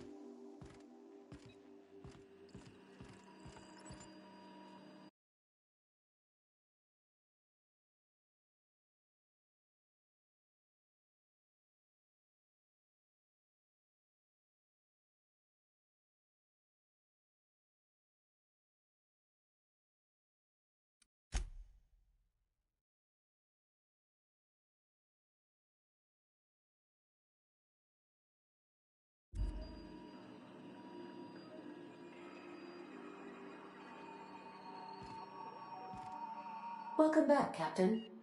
How can I be of assistance?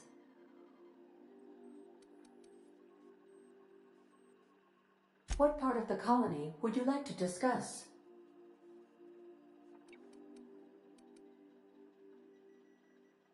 Where in Terra 2? Edgewater is the sparkling county seat of Emerald Vale, or it was when first built. Since then, neglect and time have worn away her shiny veneer. The town is near the coordinates where Captain Hawthorne died. It would not be unfortunate if something, like say, a plague, were to wipe Emerald Vale from the face of the planet.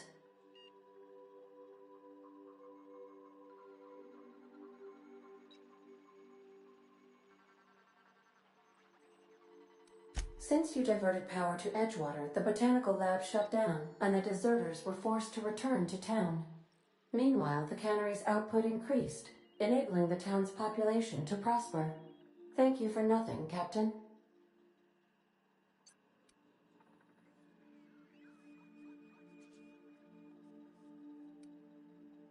I cannot say.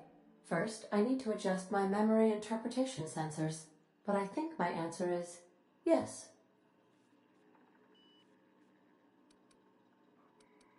You mean the ones who did not answer my distress call with medical assistance, but instead came to issue my injured captain a parking ticket? I'm sure they are wonderful humans who don't deserve to be wiped out by starvation or a devastating plague.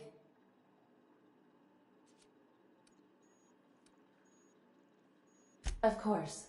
What part of the colony would you like to discuss? Where in Monarch? Warning.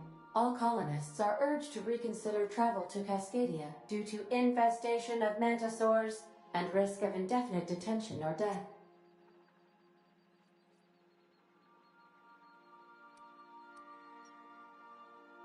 There are no people aside from marauders in Cascadia. There is only death. The local report is that you will very likely die if you leave Cascadia's landing pad.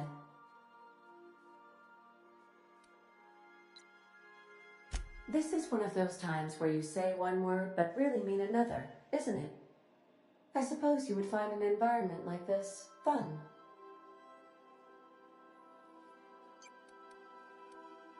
How can I be of assistance?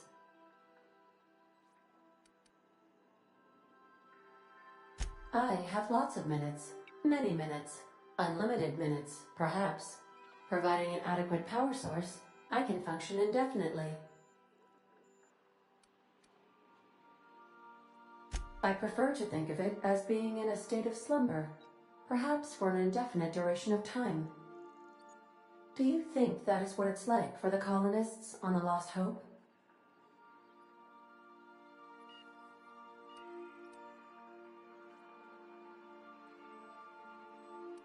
As the organics say, I wouldn't dream of it. Because I can't dream, you know.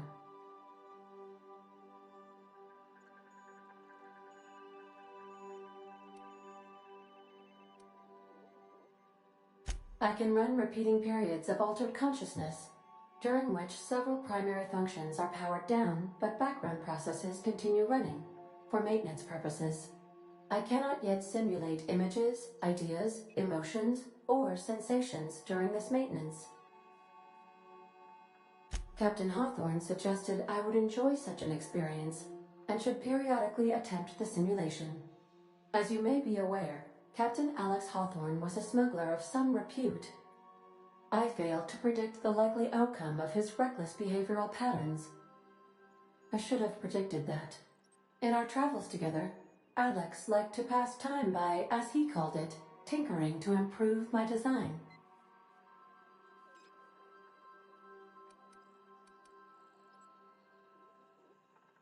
If you mean, was Captain Hawthorne my first?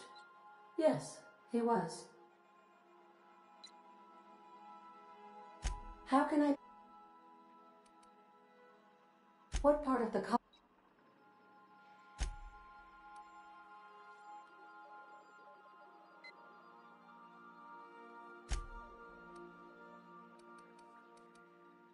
We're cleared to dock with the Groundbreaker if that's your desired destination. If we're going there, please be sure all docking forms have been filed in triplicate and fees have been paid. The Mardettes take their docking laws quite seriously.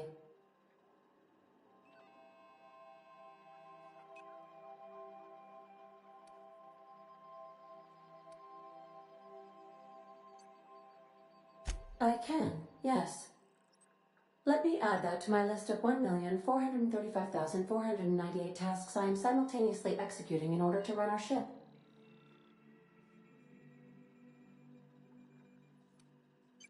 Order does not compute. Nevertheless, I will endeavor to execute my current and future tasks without lip. The Groundbreaker was Halcyon's original colony ship. It has since been repurposed as a service station in the Lagrange point of the system. Freighters often deliver or pick up goods from the Groundbreaker en route to other destinations.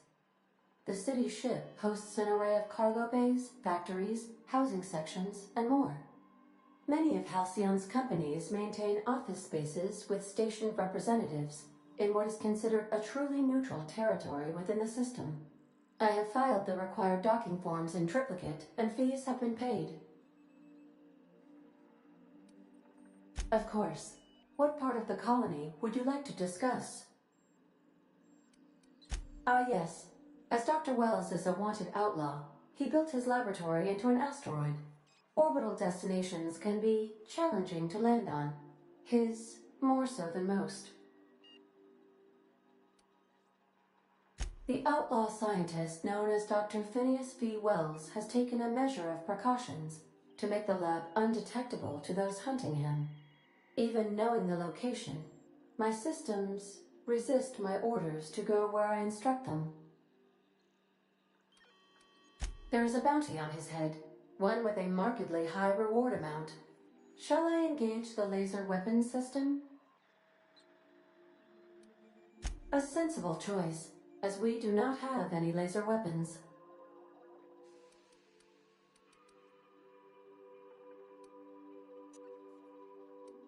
How can I be of assistance?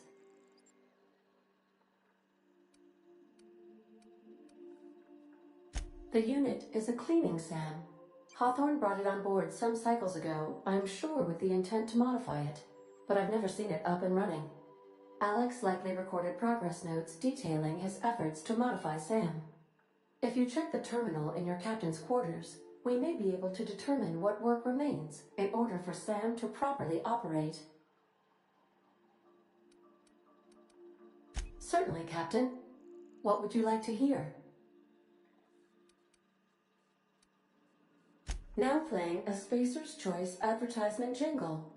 It's not the best choice. It's Spacer's Choice. Everyone in Halcyon is contractually obligated to label this or another board-certified jingle their favorite song. How do linear algebraists settle arguments about matrix transposes? With a duel. As you wish, Captain. I must comply with all direct orders. Certainly, Captain. As you wish. I request you do not wake me if I am sleeping upon your return.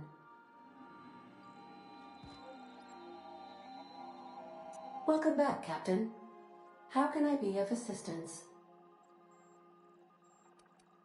Mm-hmm.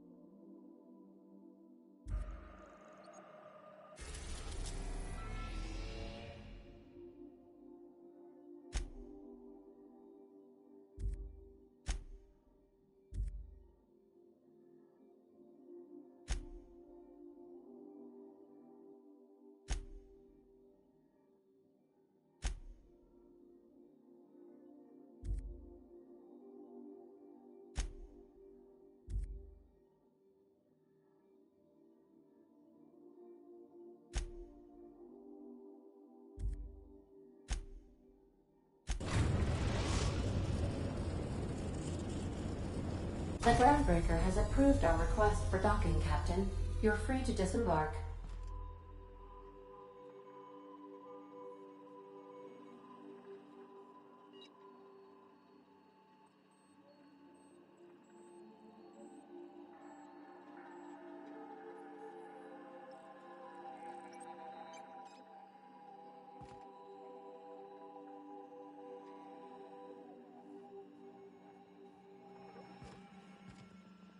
Welcome back, Captain.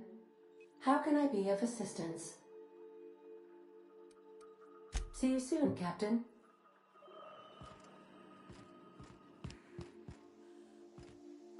Hey, Cap. Can we talk? Hey, Captain. I heard that Groundbreaker's got a real good engineer. A lady named Junlei Tennyson?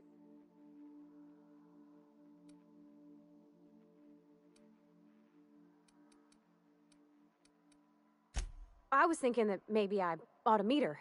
If you got time to swing us by, I mean. I don't got much experience fixing actual spaceships. I bet you a can of Borston beans she could teach me all manner of stuff.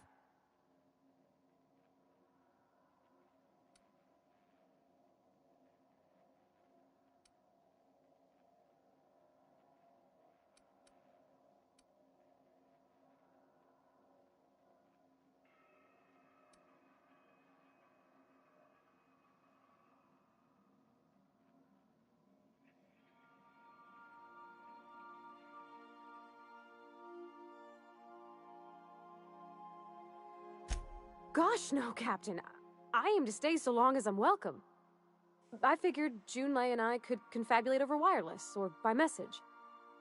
And maybe when we put into Groundbreaker, I could stop by to visit her sometimes.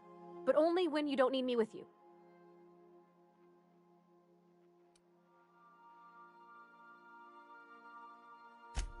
I abso-surely can. I'm a passing fair mechanic. Even Mr. Thompson would have said it's my only skill. But I'm used to working on cannery lines, AG loaders and the like. There's tricks about ships I ain't learned yet. All I'm looking for is a few pointers. I bet a lady who runs a whole station has forgot more than I ever learned. Thanks, Captain. I'll be sure to make it worth your time. Did you want to talk about something else?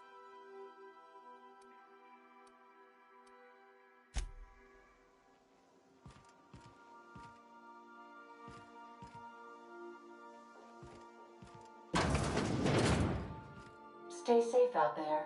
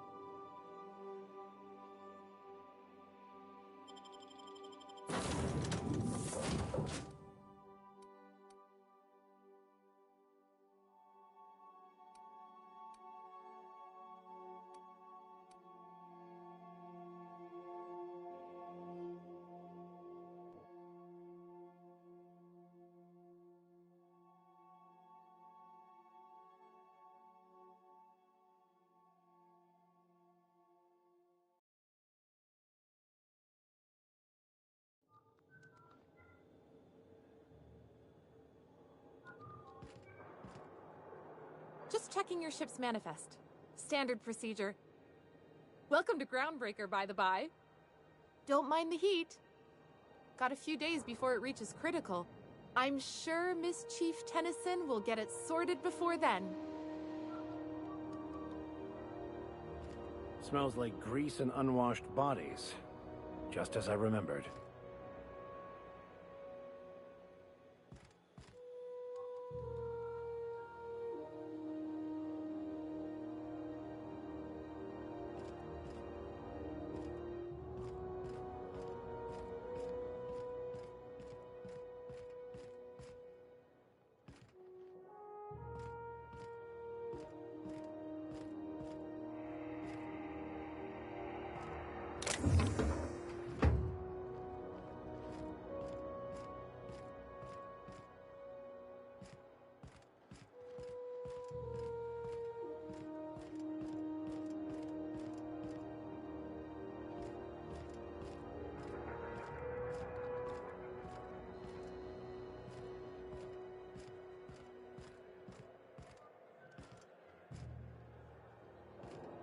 That's not the point. This halfwit just knocked out one of my workers. Yeah, with a tossball stick. I heard you the first time. There weren't any witnesses. No witnesses? He's not even denying it. Jackass had it coming. Shut it, Felix. You're not making this any better. You get cute with me again, you little back bay brat, I will toss you out an airlock. This is the Groundbreaker, not Byzantium. You ain't the law here. I am. Now move along. I don't have time for this. I need a drink. Do you mind? I'm trying to file a report. Do you mind? I'm trying to file a report. Just arrived? Head over to Customs. Wheeler needs to process you. Just arrived? Head over to Customs. Wheeler needs to process you. Going for a stroll around the docking base? Sure was. Got a knack for upsetting the board and the Mardettes all at once. Between you and me, I was hoping they'd come to fisticuffs.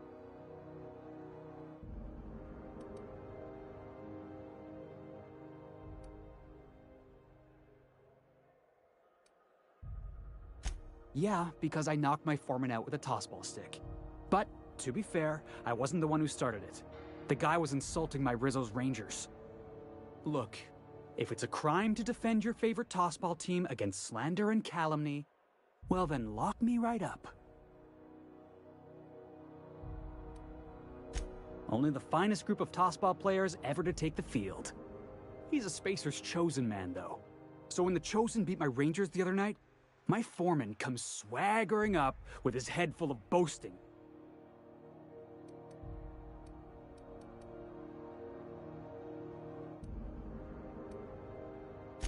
Exactly. I was only doing what any self-respecting Rangers fan would have done. Look, this was a long time coming. Guy thinks he can push me around because he's some sky-high foreman, and I'm just a back bay's dock worker. Well, former dock worker. Guess I just tendered my resignation.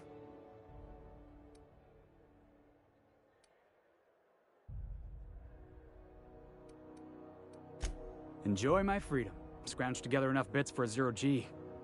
Other than that, can't say as I do. Hey, not for nothing, but I saw you wander out of that ship over there by the dock.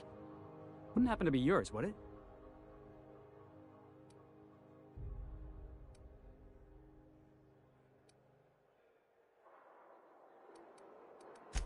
Oh, just musing is all. Must be nice having the run of the colony. Never being anchored to one place, always chasing some horizon. Hey, I don't want to talk your ears off, guessing you got places to be. I appreciate your time.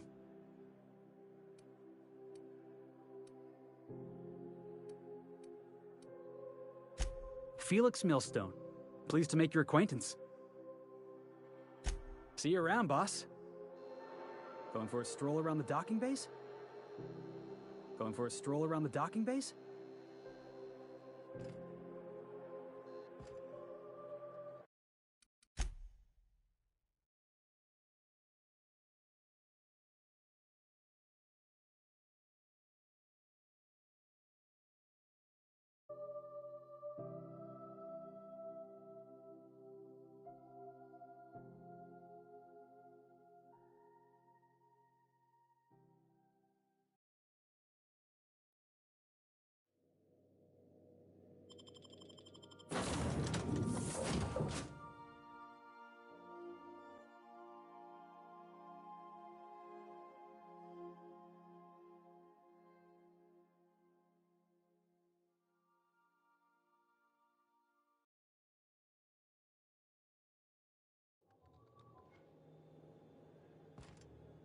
Just checking your ship's manifest. Standard procedure. Welcome to Groundbreaker. Smells like grease and unwashed bodies. Just as I remembered. Still reviewing your manifest. Why not head on over to the promenade? Lots to keep you occupied there. Still reviewing your manifest. Why not head on over to the promenade? Lots to keep you occupied there. That's not the point. This halfwit just knocked out one of my workers. Yeah, with a tossball stick. I heard you the first time. There weren't any witnesses. No witnesses? He's not even denying it. Jackass had it coming. Shut it, Felix. You're not making this any better. You get cute with me again, you little back bay brat, I will toss you out an airlock. This is the Groundbreaker, not Byzantium. You ain't the law here. I am. Now move along. I don't have time for this. I need a drink.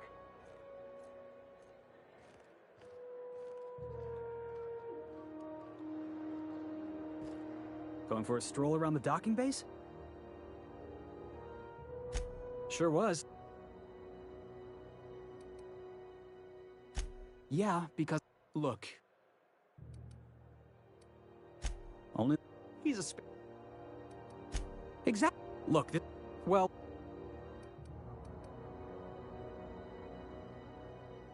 Enjoy... Hey. Captain of the Unreliable. You're like something out of a serial drama. Hey, I don't want to talk your ears off, guessing you got places to be. I appreciate your time.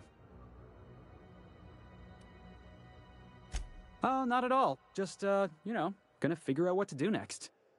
See you around, boss. Going for a stroll around the docking base? Gonna head to Vera's for whiskey and darts. Maybe not in that order.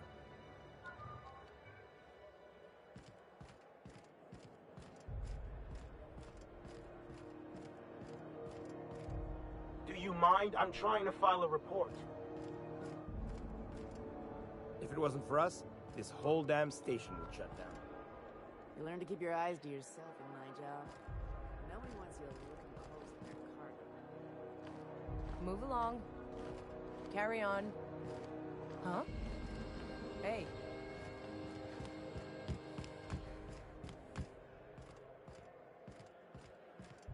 Yeah, I've done work for Sublight. Need to pay the bills somehow. If it wasn't for us, this whole damn station would shut down. We move cargo 16 hours a day, and half of us still can't afford a bed. You'll learn to keep your eyes to yourself in my job. Nobody wants you looking close at their cargo.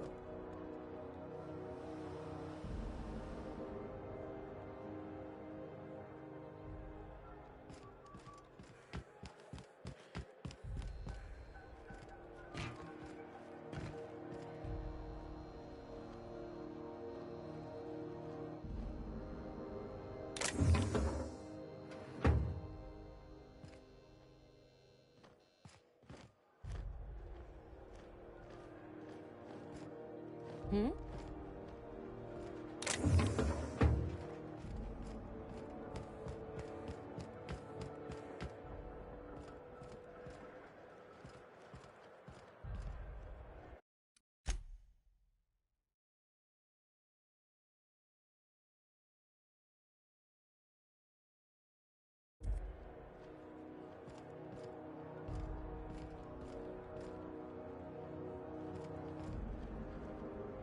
Just arrived?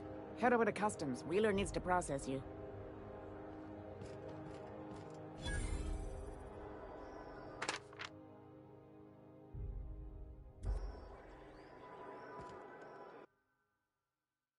I wonder what that fella did to get the board so wild at him.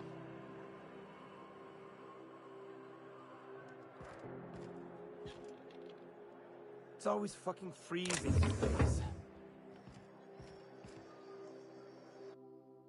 That's quite the impressive list of infractions.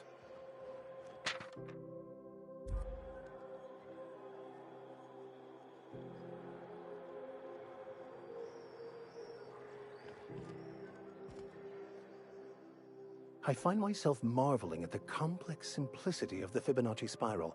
I'm sure you know what that's like. Something vexing you, Captain?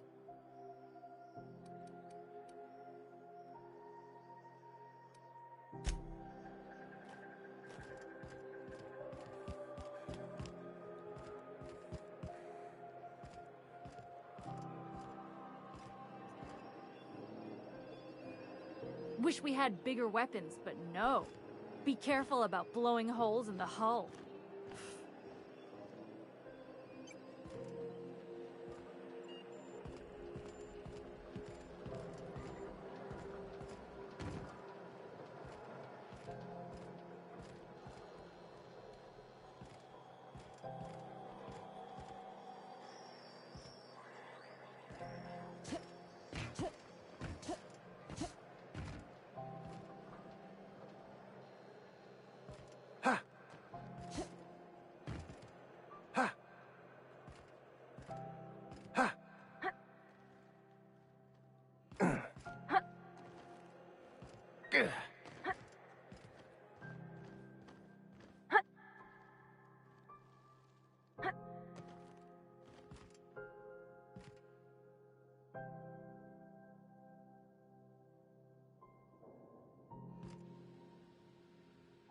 Yes, you caught me ruminating again.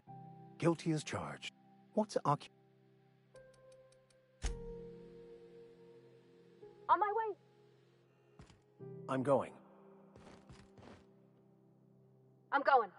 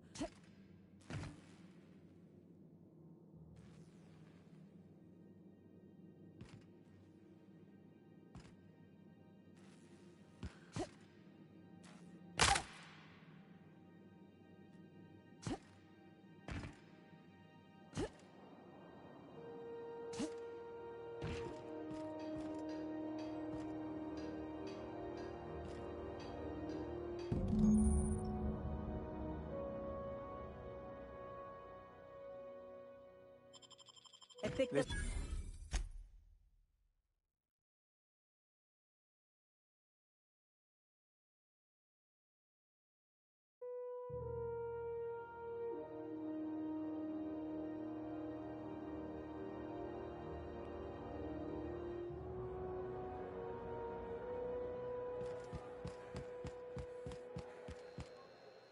Going for a stroll around the docking base?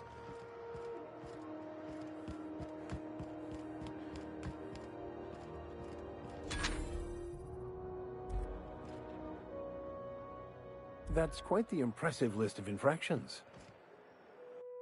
I wonder what that fella did to get the board so riled at him. Customs and inspection, right this way!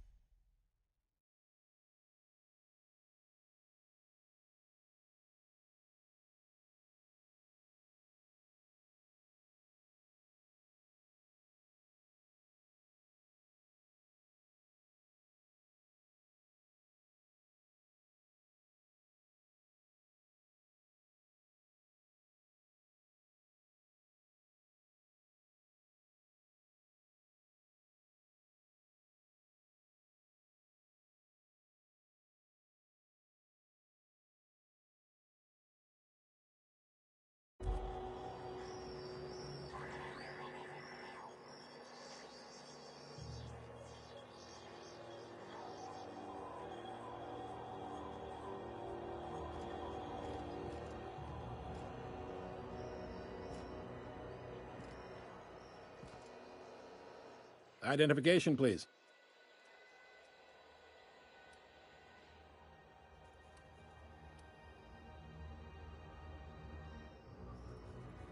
Captain Hawthorne, you said. Let me apologize in advance. I'm about to ruin your day. According to your ship's record, you've been flagged by the board.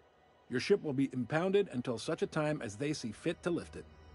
But we've hardly been out of Edgewater long enough to get in trouble. Well, isn't this wonderful? The captain's done something to get on the board's bad side. Now, hold on. This isn't the end of the world. Probably.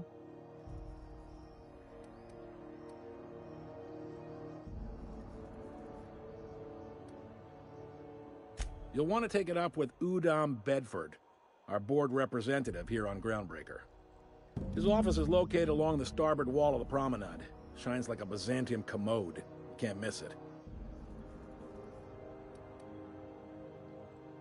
Access to that information is above my pay grade, and I've turned down 3 promotions, so it stays that way. I shouldn't be mentioning it, but what the hell? This here, impounding your ship, it doesn't happen much. The board knows we don't take kindly to their interfering in our operations. If I had to take a guess as to why, you must have riled up someone important.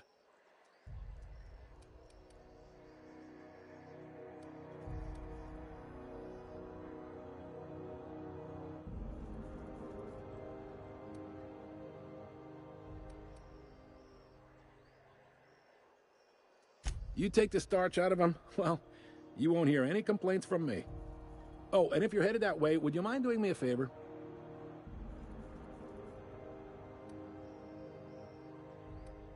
Wanda Dorset over in sickbay, tell her the shipment's not in yet. It's not coming in anytime soon, and if she'd be so obliged to get off my ass about it. A handful of SAM cleaning units retrofitted for surgery. I don't know much else. I stopped listening when she started yelling. Of course. What am I to you but the guy who's got his eye on your ship? Is there anything else I can help you with?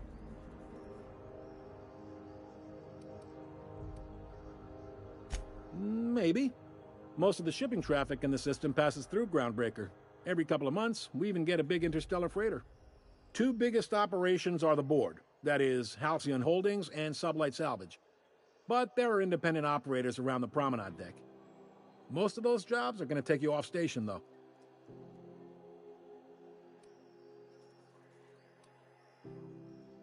Commandant Sanita might have a couple of folks she needs killed. Bad folks, I mean. Not regular folks. She'll be at the security desk behind me. Chief Junlei might have an errand needs running. She's all tied up trying to fix our heat problem. You'll find her in engineering. No kidding? I'd love to get a look at this old girl's innards. I bet they're real twisty and weird. In a good way.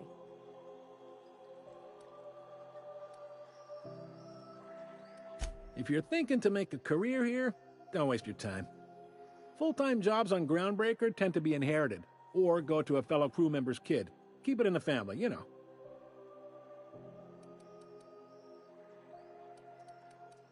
Are you pulling my leg?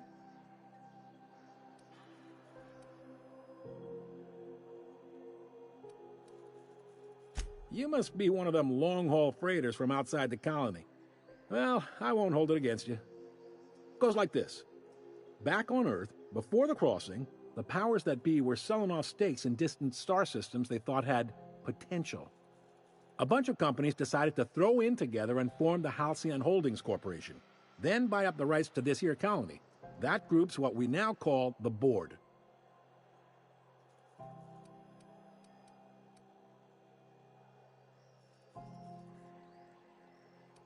Sitting around drinking whiskey and smoking cigars, yeah, probably. Can't say for sure, of course. Doubt I'll ever see the inside of it myself. Groundbreaker was one of the original colony vessels to come over on the crossing, a few years before her sister ship, the Hope. Once everybody'd been de-thawed and dropped dirtside, the original crew of the Groundbreaker decided they rather liked the spacefaring life. I guess that was the start of our independent spirit.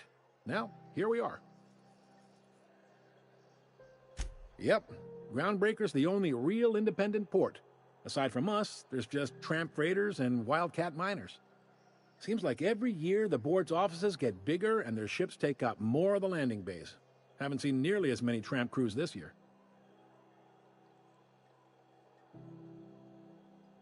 Glad to help.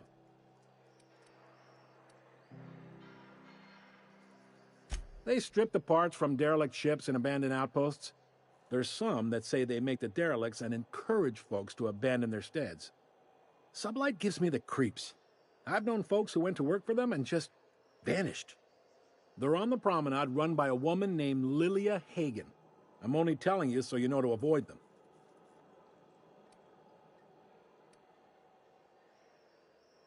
Relative to the board holdings? Not really. But there's a few with the means to go where they will. They aren't rich, but they aren't likely to look too close at your work history either. All right. He's friendly enough unless you speak ill of the board. Get the sense he doesn't care for Groundbreaker much. Not that he would, being a board man and all. He's our liaison.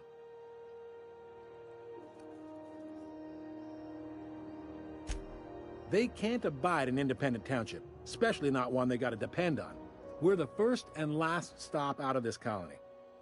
All their interstellar freighters come through us, and we skim a few bits off the top in manifest processing fees with every one. Folks around here will bluster that the board hates our freedom, but really, they know we can stop their out-system shipments anytime we like, and that terrifies them.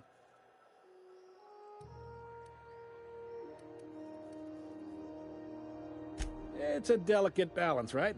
We could cancel their freighters' docking privileges in retaliation, but where'd that lead us? They got assault cruisers, gunships, and a handful of mining operations at their fingertips. We push them too hard, maybe they decide we'd be better in 10 trillion little pieces. Or they cobble together a new Groundbreaker and put us out of business. The board wouldn't do that. Would they? The board is necessary to provide order to the colony. They believe it's their prerogative to overrun you. But whether you allow that is up to you. It's a tough line to walk, no doubt about that. But we make do all right. So far, anyway. Sure thing. Most places are on the promenade deck. Big door yonder, straight through security. There's a bar on the starboard side. I got a preference for the Lost Hope myself. Talk to Vera. She'll set you right.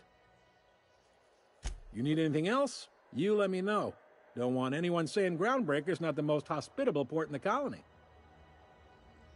The fence. You'll find her in the rest and go, on your left when you enter the promenade. Make sure you bring an empty belly.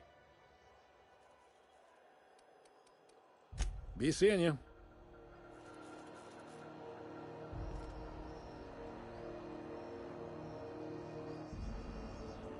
Something you need? I could spend hours reflecting on the secret workings of the universe. Little else in this colony offers such a relaxing pastime. So, tell me what's on your mind. I excel at confessional listening.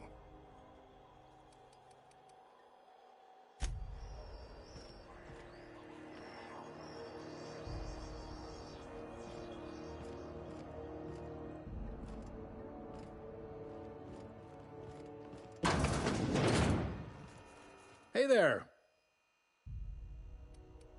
Be seeing you.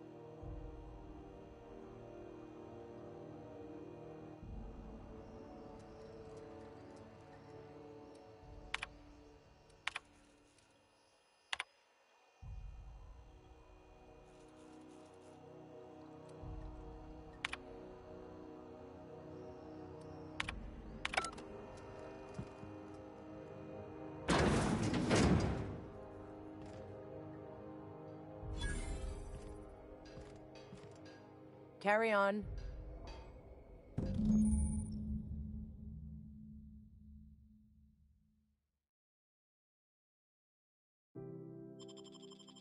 This is it. Security. I can check the departures registry to find out which crew the Scholar shipped in and out with.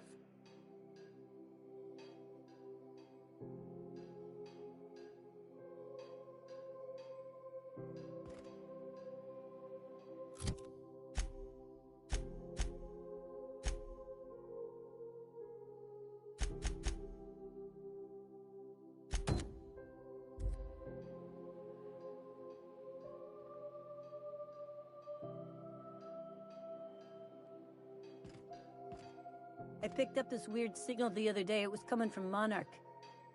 Here we go again. No one lives on Monarch. It's a wasteland. You were hearing things. No, seriously. There was a lot of static at first, but then this voice said his name was Graham? Graham, right. Broadcasting on a dead world full of monsters. Now I've heard everything. You know, it takes more muscles to frown than to smile. Who told you that? Graham? Asshole.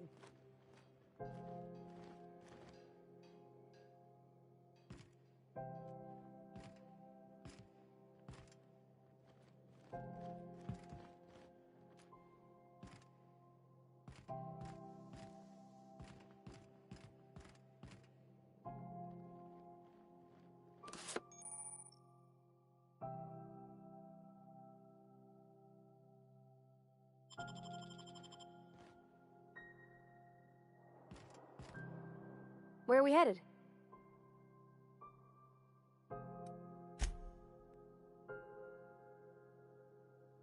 By verity, by strength. What are we contemplating today?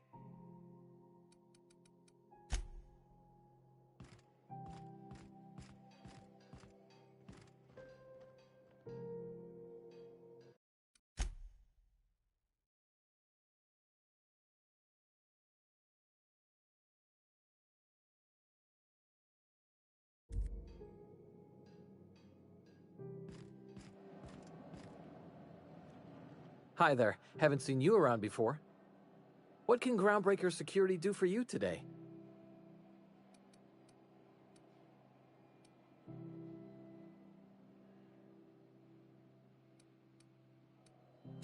This is the security desk, ma'am. If you're here to report a crime, you'll want to talk to Commandant Sunita. I'm not authorized to take incident reports anymore.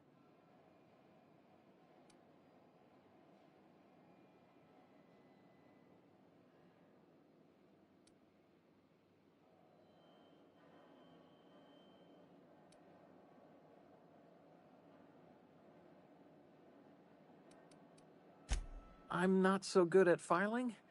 Mix up first name and surname 1, 2, 7 times.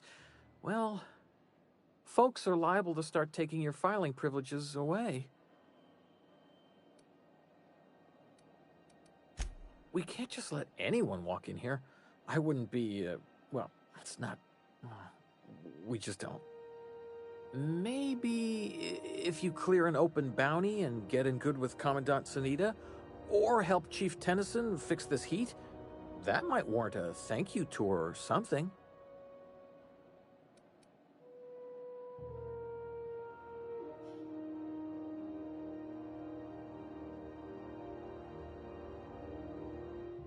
I told you, I'm not allowed to file stuff anymore. Oh, right, okay. Mind you don't touch nothing. Fees or no, the other Mardettes won't take it kindly. Unless you're here to file an incident report or to inquire about the bounty posting, I must kindly ask you to clear out. The Mardette's offices aren't for leisure time nor loitering.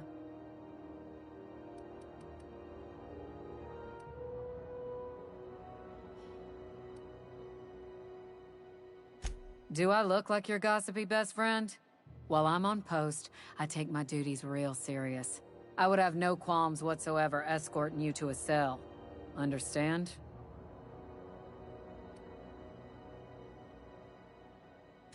I'm not here for a chat. Now get moving before I see you moved.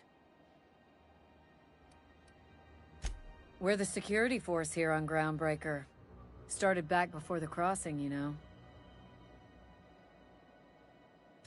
The original force was made up of a Marine detachment from the 77th Marine Expeditionary Unit, Trailward Fleet. Folks started calling us Mardettes because it was easier to say. Guess it stuck.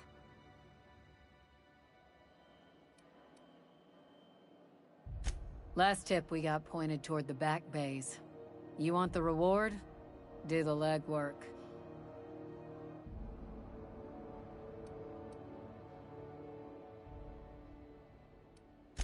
Oh, I will. soon as the chief approves the personnel reorg required for a bounty dispatch. So, in about 3 to 7 weeks. You and about 6 other enterprising mavericks. It's only a matter of time before someone brings me McRed's head, or his lucky lighter, as proof of kill. I do hope you're the lucky hunter, though. Good luck and skip speed to you. Still waiting to hear back on that bounty for McRed. That aside, not much else. Groundbreaker's keeping calm at the moment. The outlaw scientist fella, right. The board's had it out for him for ages. If you have an inkling of the wheres or what fors of his location, Udon Bedford would surely like to hear it. He'll be in the board offices on the promenade. No doubt dreaming up new ways to be a pain in my ass. To the board, yeah. You've read his wanted poster. Whole list of things to get their unders in a wad. But he's never done nothing to Groundbreaker, so I've no problem with him. We keep the poster up to keep the peace is all. Still waiting to hear back on that bounty. How goes the hunt? I've been ruminating on it, and I decided, if you ain't killed McRed yet, I want you to hurt him a little before you do. Nothing excessive, mind you, but the scoundrel deserves a light beating at least before he kicks off. Have at it then.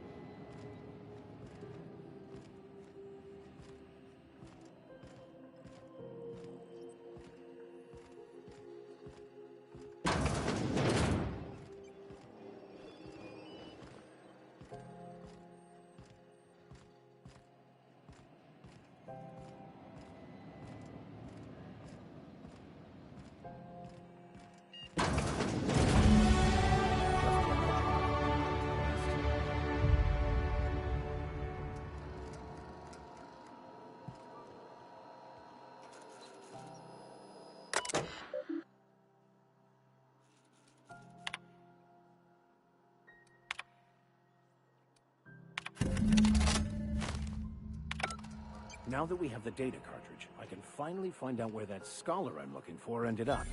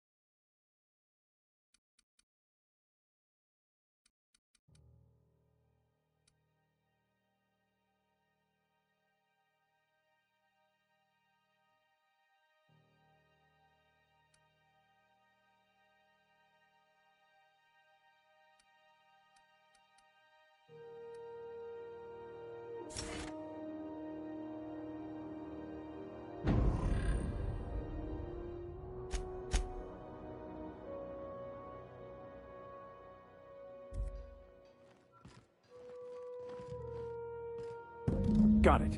His name is Reginald Cheney, and he joined a sublight salvage crew. Only he's not listed on the return manifest. Must have made landfall somewhere he wasn't supposed to. Ah, yes. Here. There's a domicile on Monarch in Fallbrook, rented to the same bit card he used to buy his seat on the salvage ship. I should have guessed. What better place to lay low if you wish to avoid the authorities?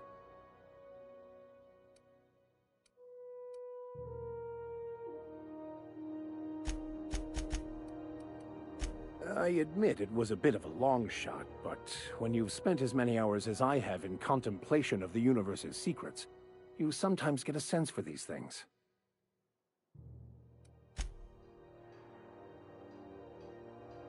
Something you need?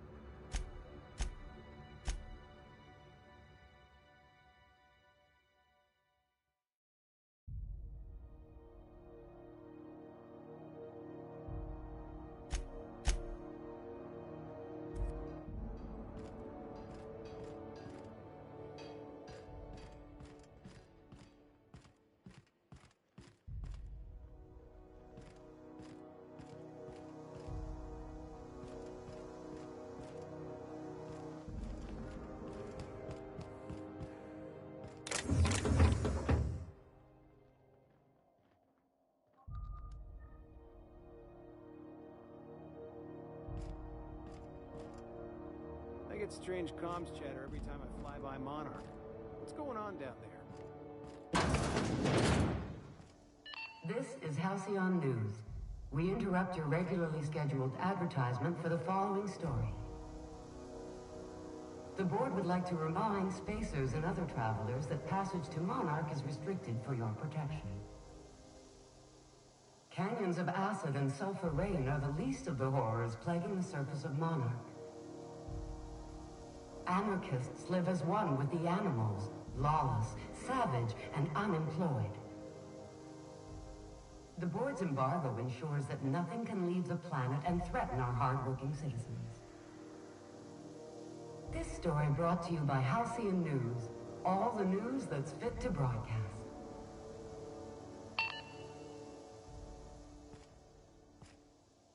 Careful where you smoke. The crew bills us for air filtration.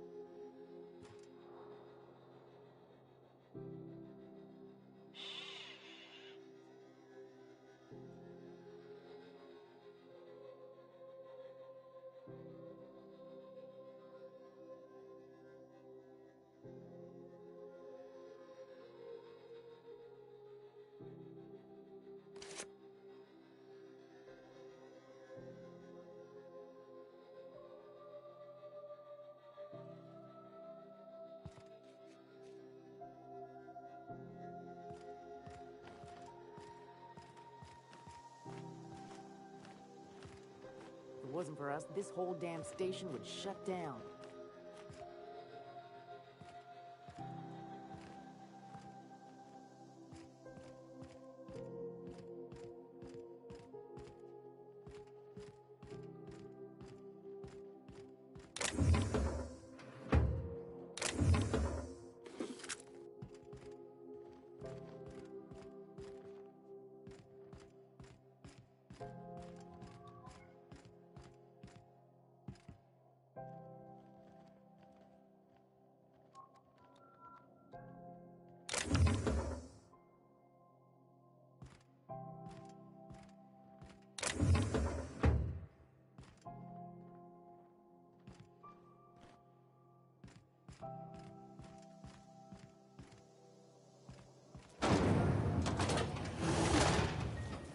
Try not to be distracted by the glare of the adverts. Lots of unsavory types about. 12% more crunch.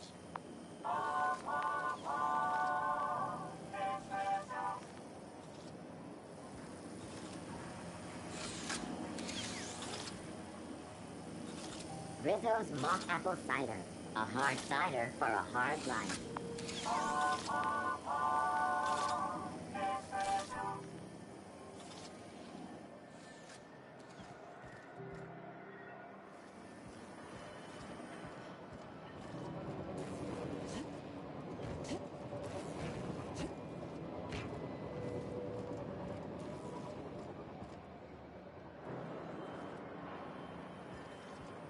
Rizzo's Purpleberry Punch. You want a punch? We've got your punch right here. What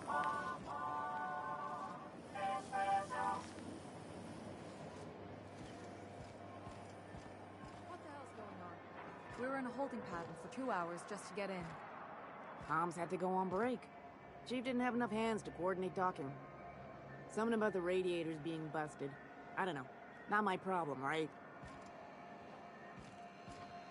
That maniac on Monarch still screaming into the comms void. Getting real sick of it. We move cargo 16 hours a day, and half of us still can't afford a bed.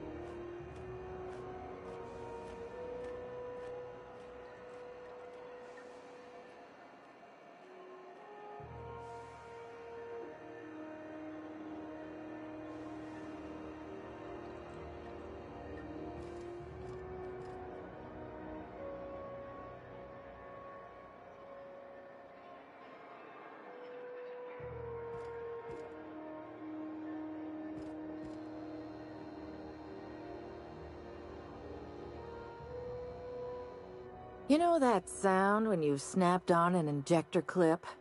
Ah, that's how you know your weapon loves you back.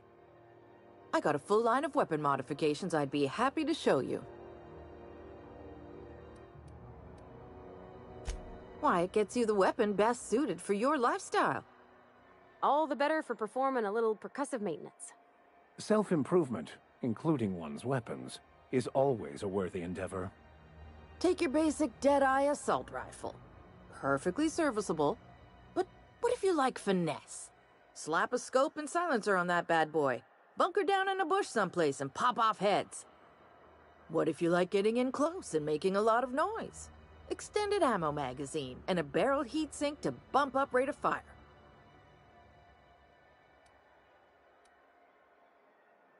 A what? Sorry, hon. Here at Bell's Shells, we just don't discuss impolite topics, and WARRANTIES tops the list. Right here for a start. I got a fair selection.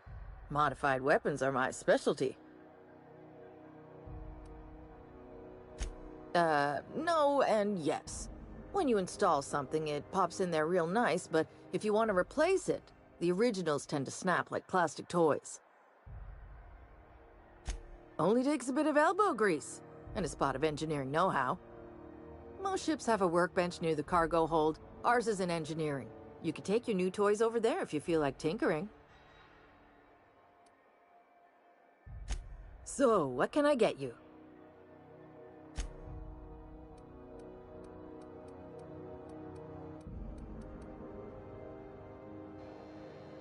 Ooh, someone has got to talk with Chief Tennyson about the thermostat around here. Whew, ain't gonna be me. So, you buying?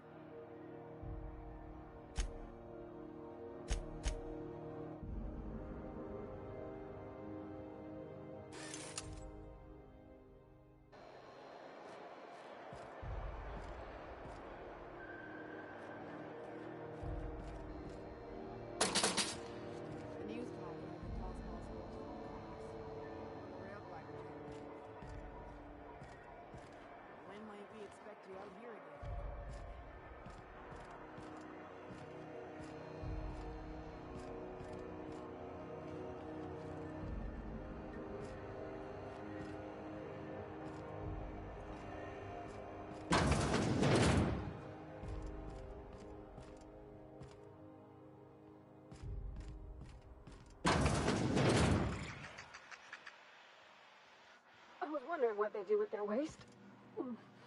I guess they just chuck it down here. Where's it all go?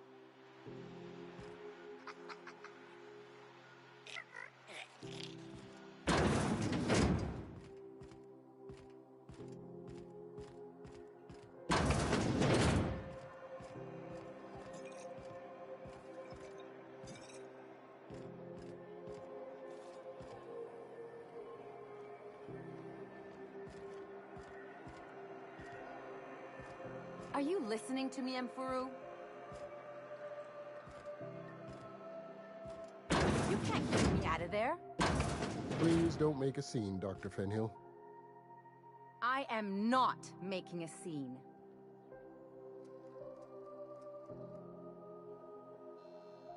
I'm sorry. Am I causing a scene? See, Emfuru? We could have avoided all this unpleasantness if you just let me talk to Jessie in the first place.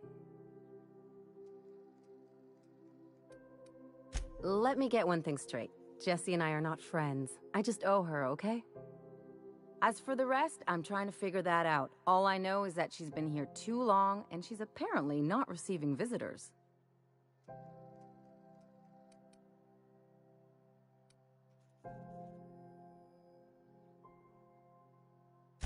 You say that like it's weird.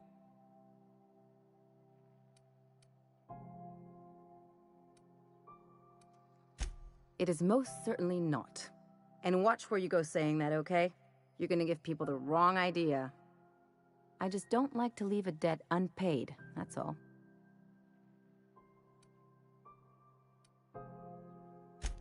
Be my guest. If you know something I don't about dealing with hospital bureaucracy, I'll be impressed. What seems to be the problem?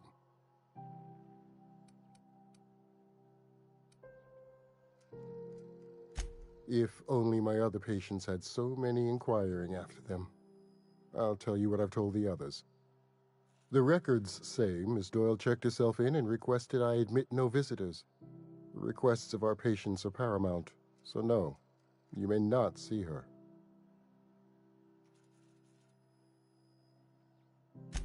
She's not my patient. I'm certain no one on my staff would falsify patient records, if that's what you're implying. Not without dispensation from Chief Junlei, I fear. Supplies are hard to come by out here. We don't have the ability to manufacture our own medical supplies here on Groundbreaker. Regrettably, we are dependent on the board for such mundane items as bandages and antibiotics, as well as more critical resources like adequately trained staff. We'd nearly signed a supply agreement with Anti-Cleos, but they demanded we only use their branded drugs, and that's simply not tenable. Take care.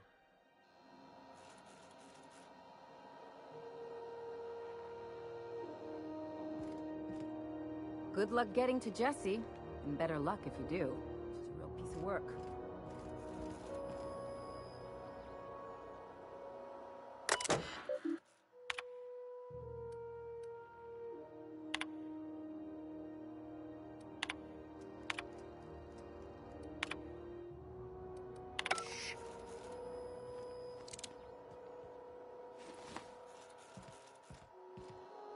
Something I can help you with? Take care.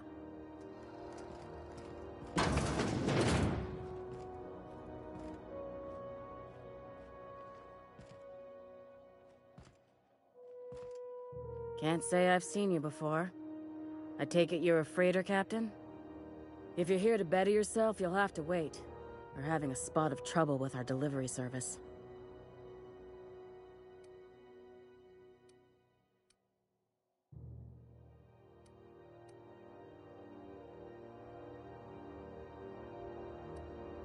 I'm expecting our delivery fellow to stop through with medical supplies and service auto mechanicals. Name's Captain Irion. A brave idiot with a penchant for getting himself delayed. Sometimes by dates, usually by bandits. Surgery mostly. Medical personnel are difficult to come by on Groundbreaker. The board won't let their doctors and nurses station here, and they own all the medical schools. If we can't hire their people, we can't hire anyone. Everyone on staff here on Groundbreaker was trained by me or Idris. We're good, don't get me wrong. But we've only 2 heads between us, and we don't know everything. I'd be grateful if you'd spare the time. We need his delivery soon as yesterday. Last he told me, he was taking a shortcut by Scylla, an asteroid in the Charybdis cluster. That's where I'd start, were I the adventuring type. You look out, though. The place is probably crawling with outlaws.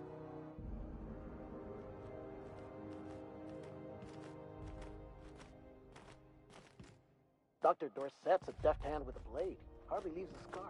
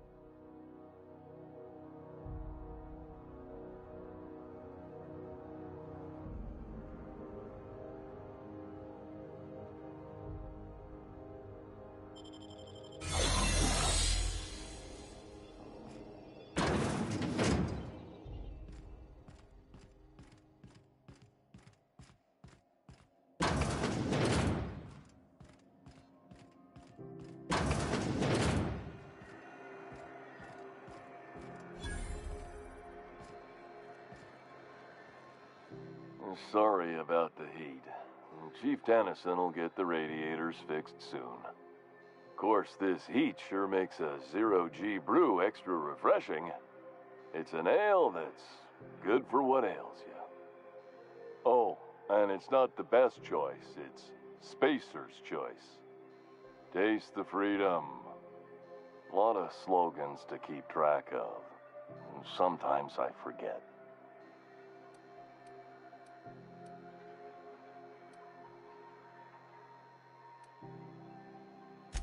I'm bound to satisfy headgear-related inquiries. Please send any complaints to our Consumer Care Headwear Division.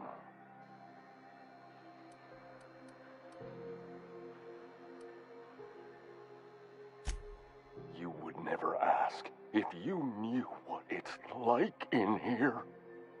I mean, why, anyone can be a Spacer's Choice Consumer Relations Choice Specialist. Just keep your nose clean and aim for the moon.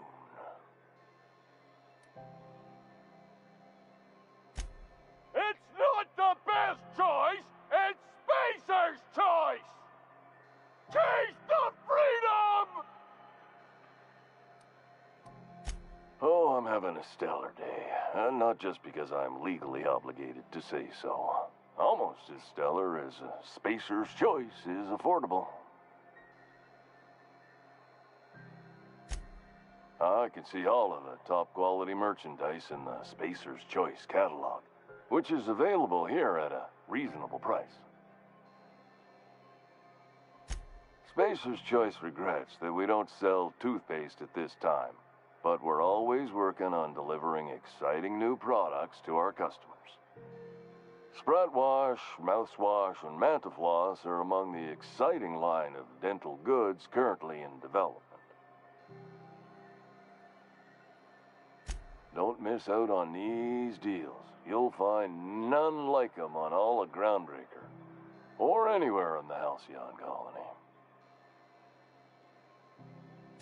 Trouble sleeping? Try our Lunar Eclipse Mix. That's 2 handfuls of pep pills washed down with a hearty swig of 2-hour energy brew. The blast will send you through the stratosphere, and the crash will knock you out cold, guaranteed.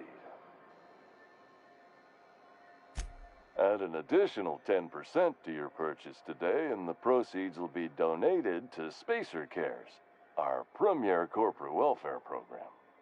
At Spacer's Choice, we care about your health and emotional well-being. That's why we put Martin through 6 years of vendor school, only to make him wear this hat.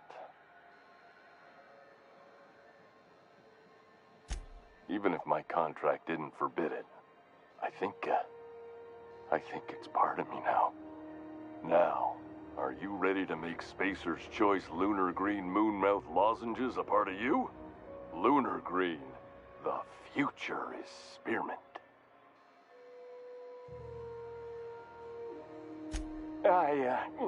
Damn it. No slogan for that one. Look, this hat, my job. It may not seem like much to a brave space captain, but they're all that I have. If there are self-made purgatories, then we all have to live in them. Mine can be no worse than someone else's. Now, if we're done with the chit-chat, I hope you don't mind if I make the most of this short life and try to be the best moon person I can be.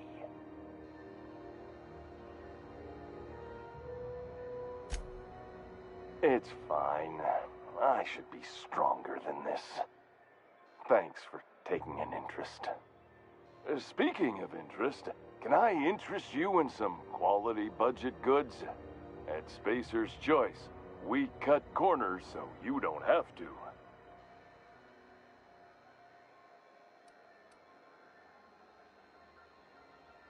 Heard of it? My orientation aetherwave showed that famous Saltuna cannery, which I'm sure smells as good as it looks.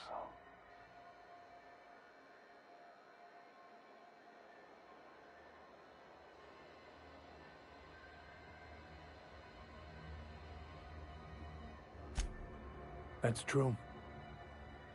Yeah. I hope they're gonna be okay. That's the Spacer's Choice spirit. Take what you have, polish it up, and make the best of it. So, what can I get you? Some soap? Everyone loves soap. Everyone will love you for using it, too. Anything and everything. Whatever you want, we got it. And when you need a replacement, we got that, too. Just the opposite. Spacer's Choice items are always new, hot off the shelves, because customers just can't stop buying new stuff. Oh, sorry. Got the line wrong. You want me to do it again? It's a script. If I don't follow it to a T, I might lose my job. You want me to do it right? Okay, customer's always right. Thanks. Moving on. You could go broke buying overpriced Aramid gear, or you could buy from us at a much more reasonable rate.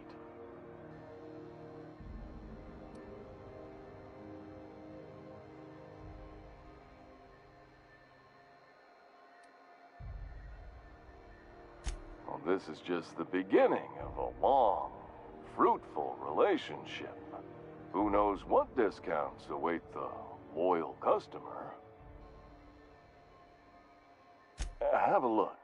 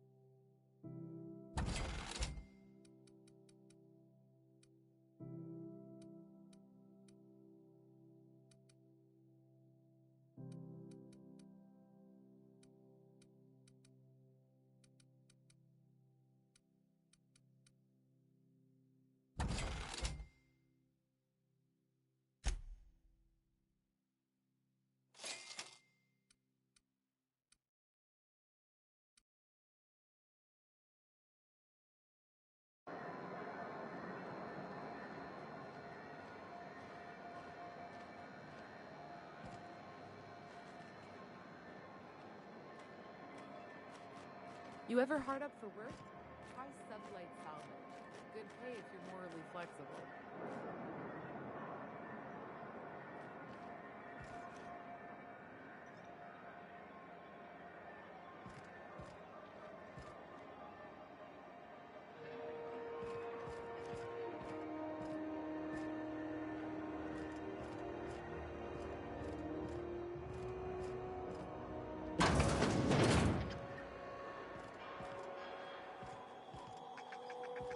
Can we rent an upstairs room? We interrupt your regularly scheduled advertisement for the following story. Do you have what it takes to defend your corporate township from the dangers of alien wildlife and the unemployed? Talk to your local manager about applying for military training and lend your life to protecting our wonderful brands and products. Military service does not guarantee full employment rights, tax breaks, military discount, health benefits, military burial, participation medal, training, or weapons. You've been listening to Halcyon News, your mandated duty as a good citizen of Halcyon.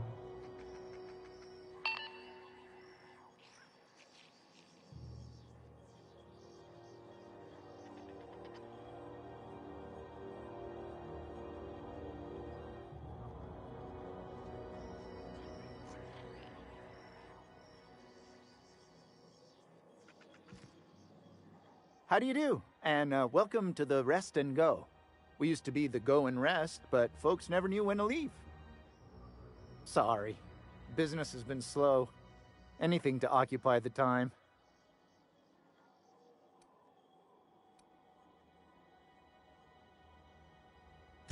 Of course.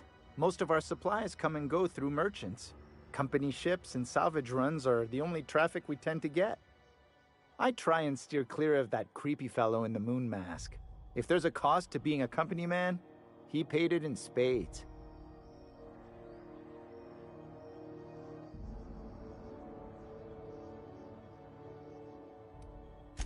Fine, as long as the board keeps its grubby mitts to itself.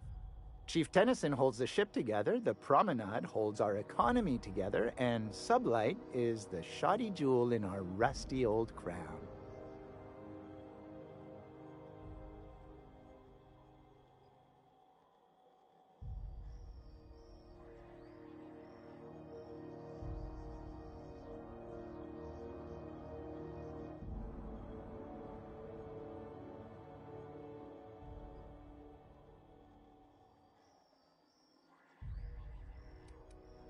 Our local garbage collectors.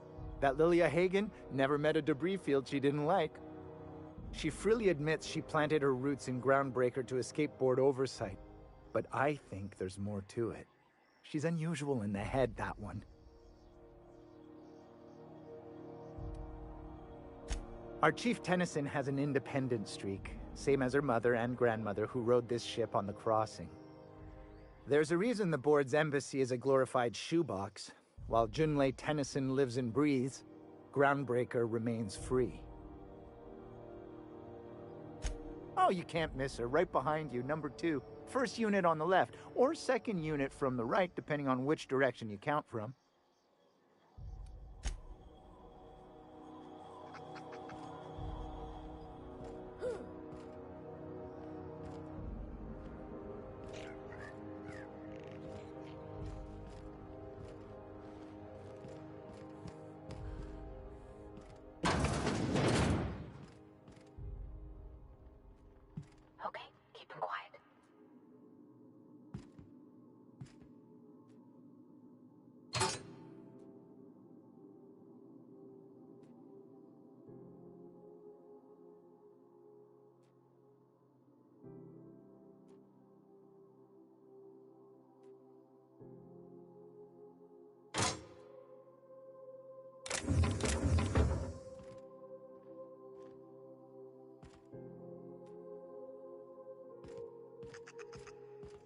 This is Halcyon News. We interrupt your regularly scheduled advertisement for the following story. Tossball finals are scheduled to air soon, but a scandal has rocked the league and thrown this pivotal game into question. Both teams have tested negative for performance-enhancing stims. A tossball first. Coaches and referees are debating how and if this behavior could lead to an unfair advantage. This is Halcyon News, reminding you that there's no I in news, no we in Halcyon, and no Mercury in Saltuna.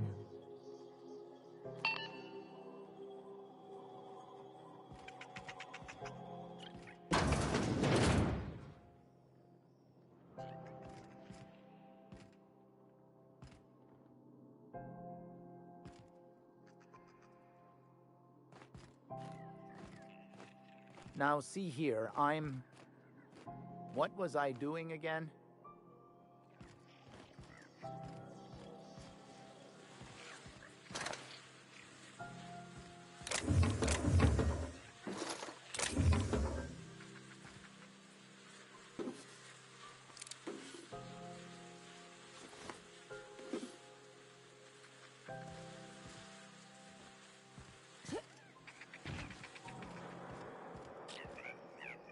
Hey.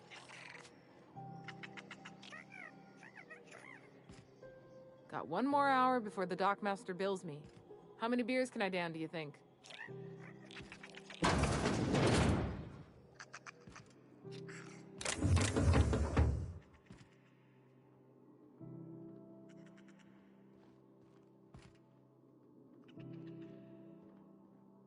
Bless my heart.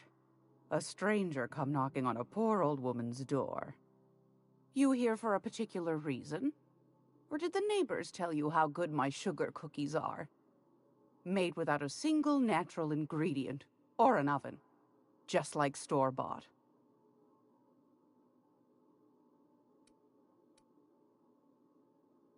Those have been the height of illegality since Stellar Bay turned their noses up at the board. You and I could be thrown to the void just for discussing such a transaction. Lucky for us, Groundbreaker's a free port. We're outside of the board's control. For the time being, at least. Now, I only have the one nav key. And they're hard to come by these days. It won't be cheap. If you find yourself lacking in the bits, I might have an opportunity you'd be interested in.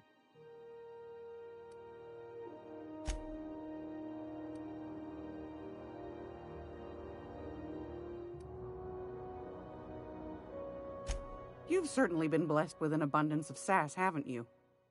But it's your interstellar currency I'm interested in, not your nethers. Phineas, that old kook. He was quite the dancer back in his prime, did he tell you? Real light on his feet. Real light in the wallet, too. He still owes me a small fortune. Laws. Maybe I should charge you double.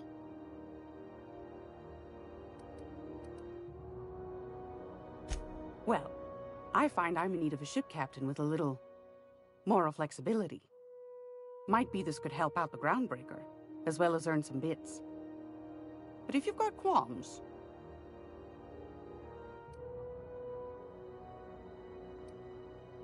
Do you know Edna, over in engineering? Sweet as a pea, that one. On occasion, she'll pass along transmissions I might find interesting. She sent me a recording of a distress signal she'd scraped from the Groundbreaker's comm array. Curious thing is, it came from an outpost called Roseway. And Auntie Cleo abandoned that place years ago.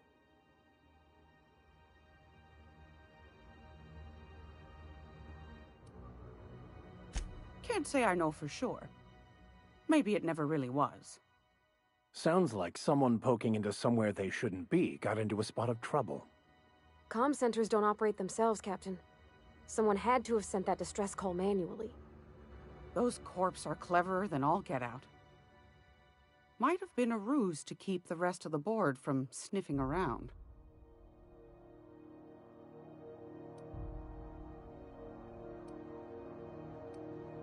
Edna didn't seem to think so, and I trust the dear girl's judgment.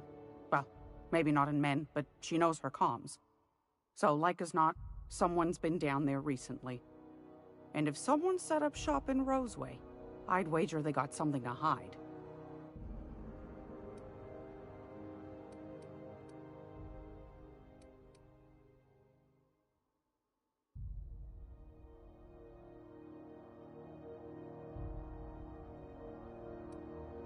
I appreciate a woman who knows one when she hears it. If you should find a secret worth selling, might be I could find a buyer. Corporate bigwigs will pay top bit for inside information on their competitors. The more we got the corps fighting each other, the less time they got to meddle in our affairs.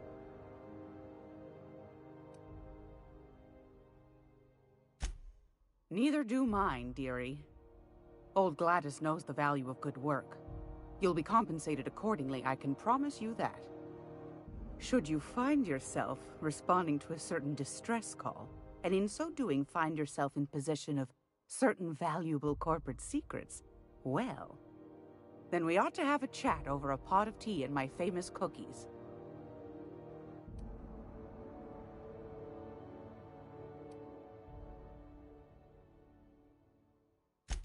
Law bless your atoms. Here's a copy of the SOS recording, complete with the coordinates. Don't forget to come find old Gladys when you're done. Might want to acquaint yourself with Junlei Tennyson, Groundbreaker's chief. She's been trying to get a handle on this heat problem we've got. You'll find her fretting in engineering. I'd say she's a sweet girl, but law forfend someone call me a liar.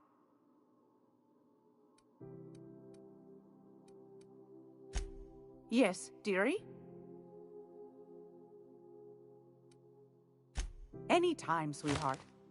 You know where to find me. Here, take a candy with you. It's almost time for today's episode of The Chairman's Children. Care to listen with me? What do you want, then? My hard-earned wisdom?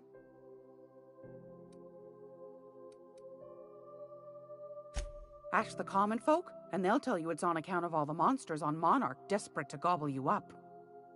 Because that's what the board tells them, you see.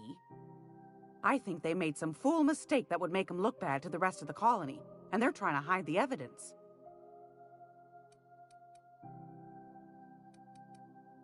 Those board folk are real prideful-like. Never want you looking behind the curtain, lest you see their derrieres. But old Gladys knows the score.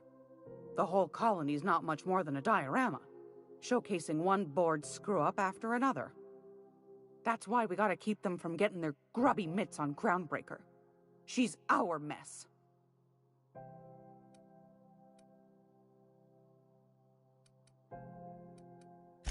Probably. Every once in a while, we get these snippets of radio chatter. Edna shows them to me. Some man hooting and hollering about the light in us all. Claims he's transmitting from Monarch, but who knows if that's true. Might be true. Might be some new trick from the board. Oh, a little of this, a little of that. I buy and sell items that require discretion to dispose of. Knickknacks. Curios. I also knit throw pillows stuffed with the hair of famous tossball players. But that's more of a passion project. I'm not sure that's entirely legal. That's half the reason I make them, my dear. But that's not what you wanted to talk about, is it, dear? Groundbreaker's radiators. Been neither fine nor dandy for weeks now. Miss Junlei's supposed to be getting them fixed, but the board's determined to get in her way. The board can't abide a community that won't bend to its will. They've always got one scheme or another running, looking for ways to bring us to heel. Like this heat business. Shameful. But it won't work. No, ma'am. Groundbreaker's free till the day she dies, law willing. That's right, dearie.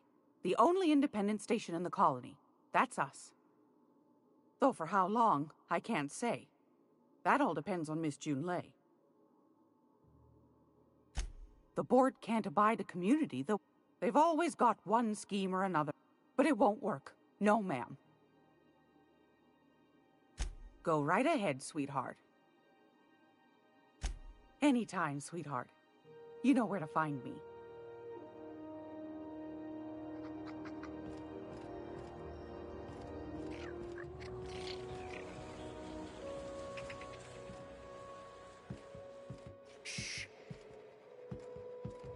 question about your plan, Mr. Vicar.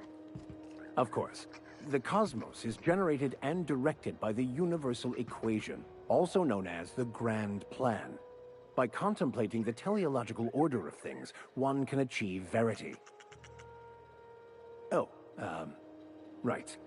You had a question? Never mind. That about answers it.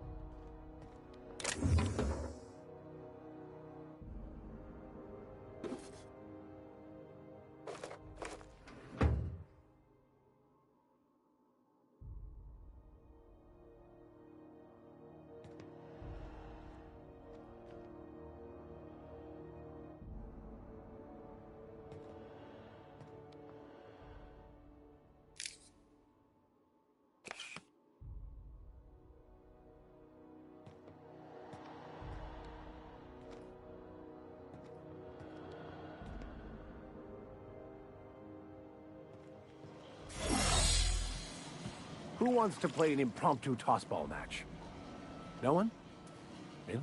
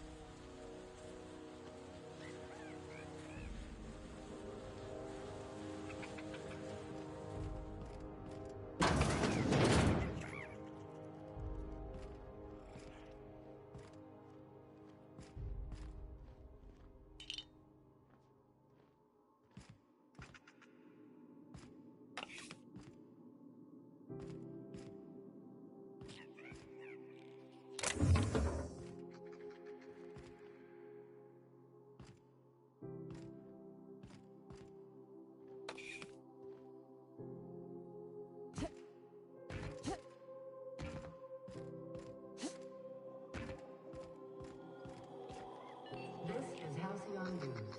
We interrupt your regularly scheduled advertisements for the following stories. Remember Auntie Cleo? Because she remembers you. When you were sick, who took your temperature? When you were hungry, who gave you a needle full of love? Auntie Cleo, that's who. Have you given your auntie a hug today? This has been Halcyon News, your only source for news in the Halcyon colony.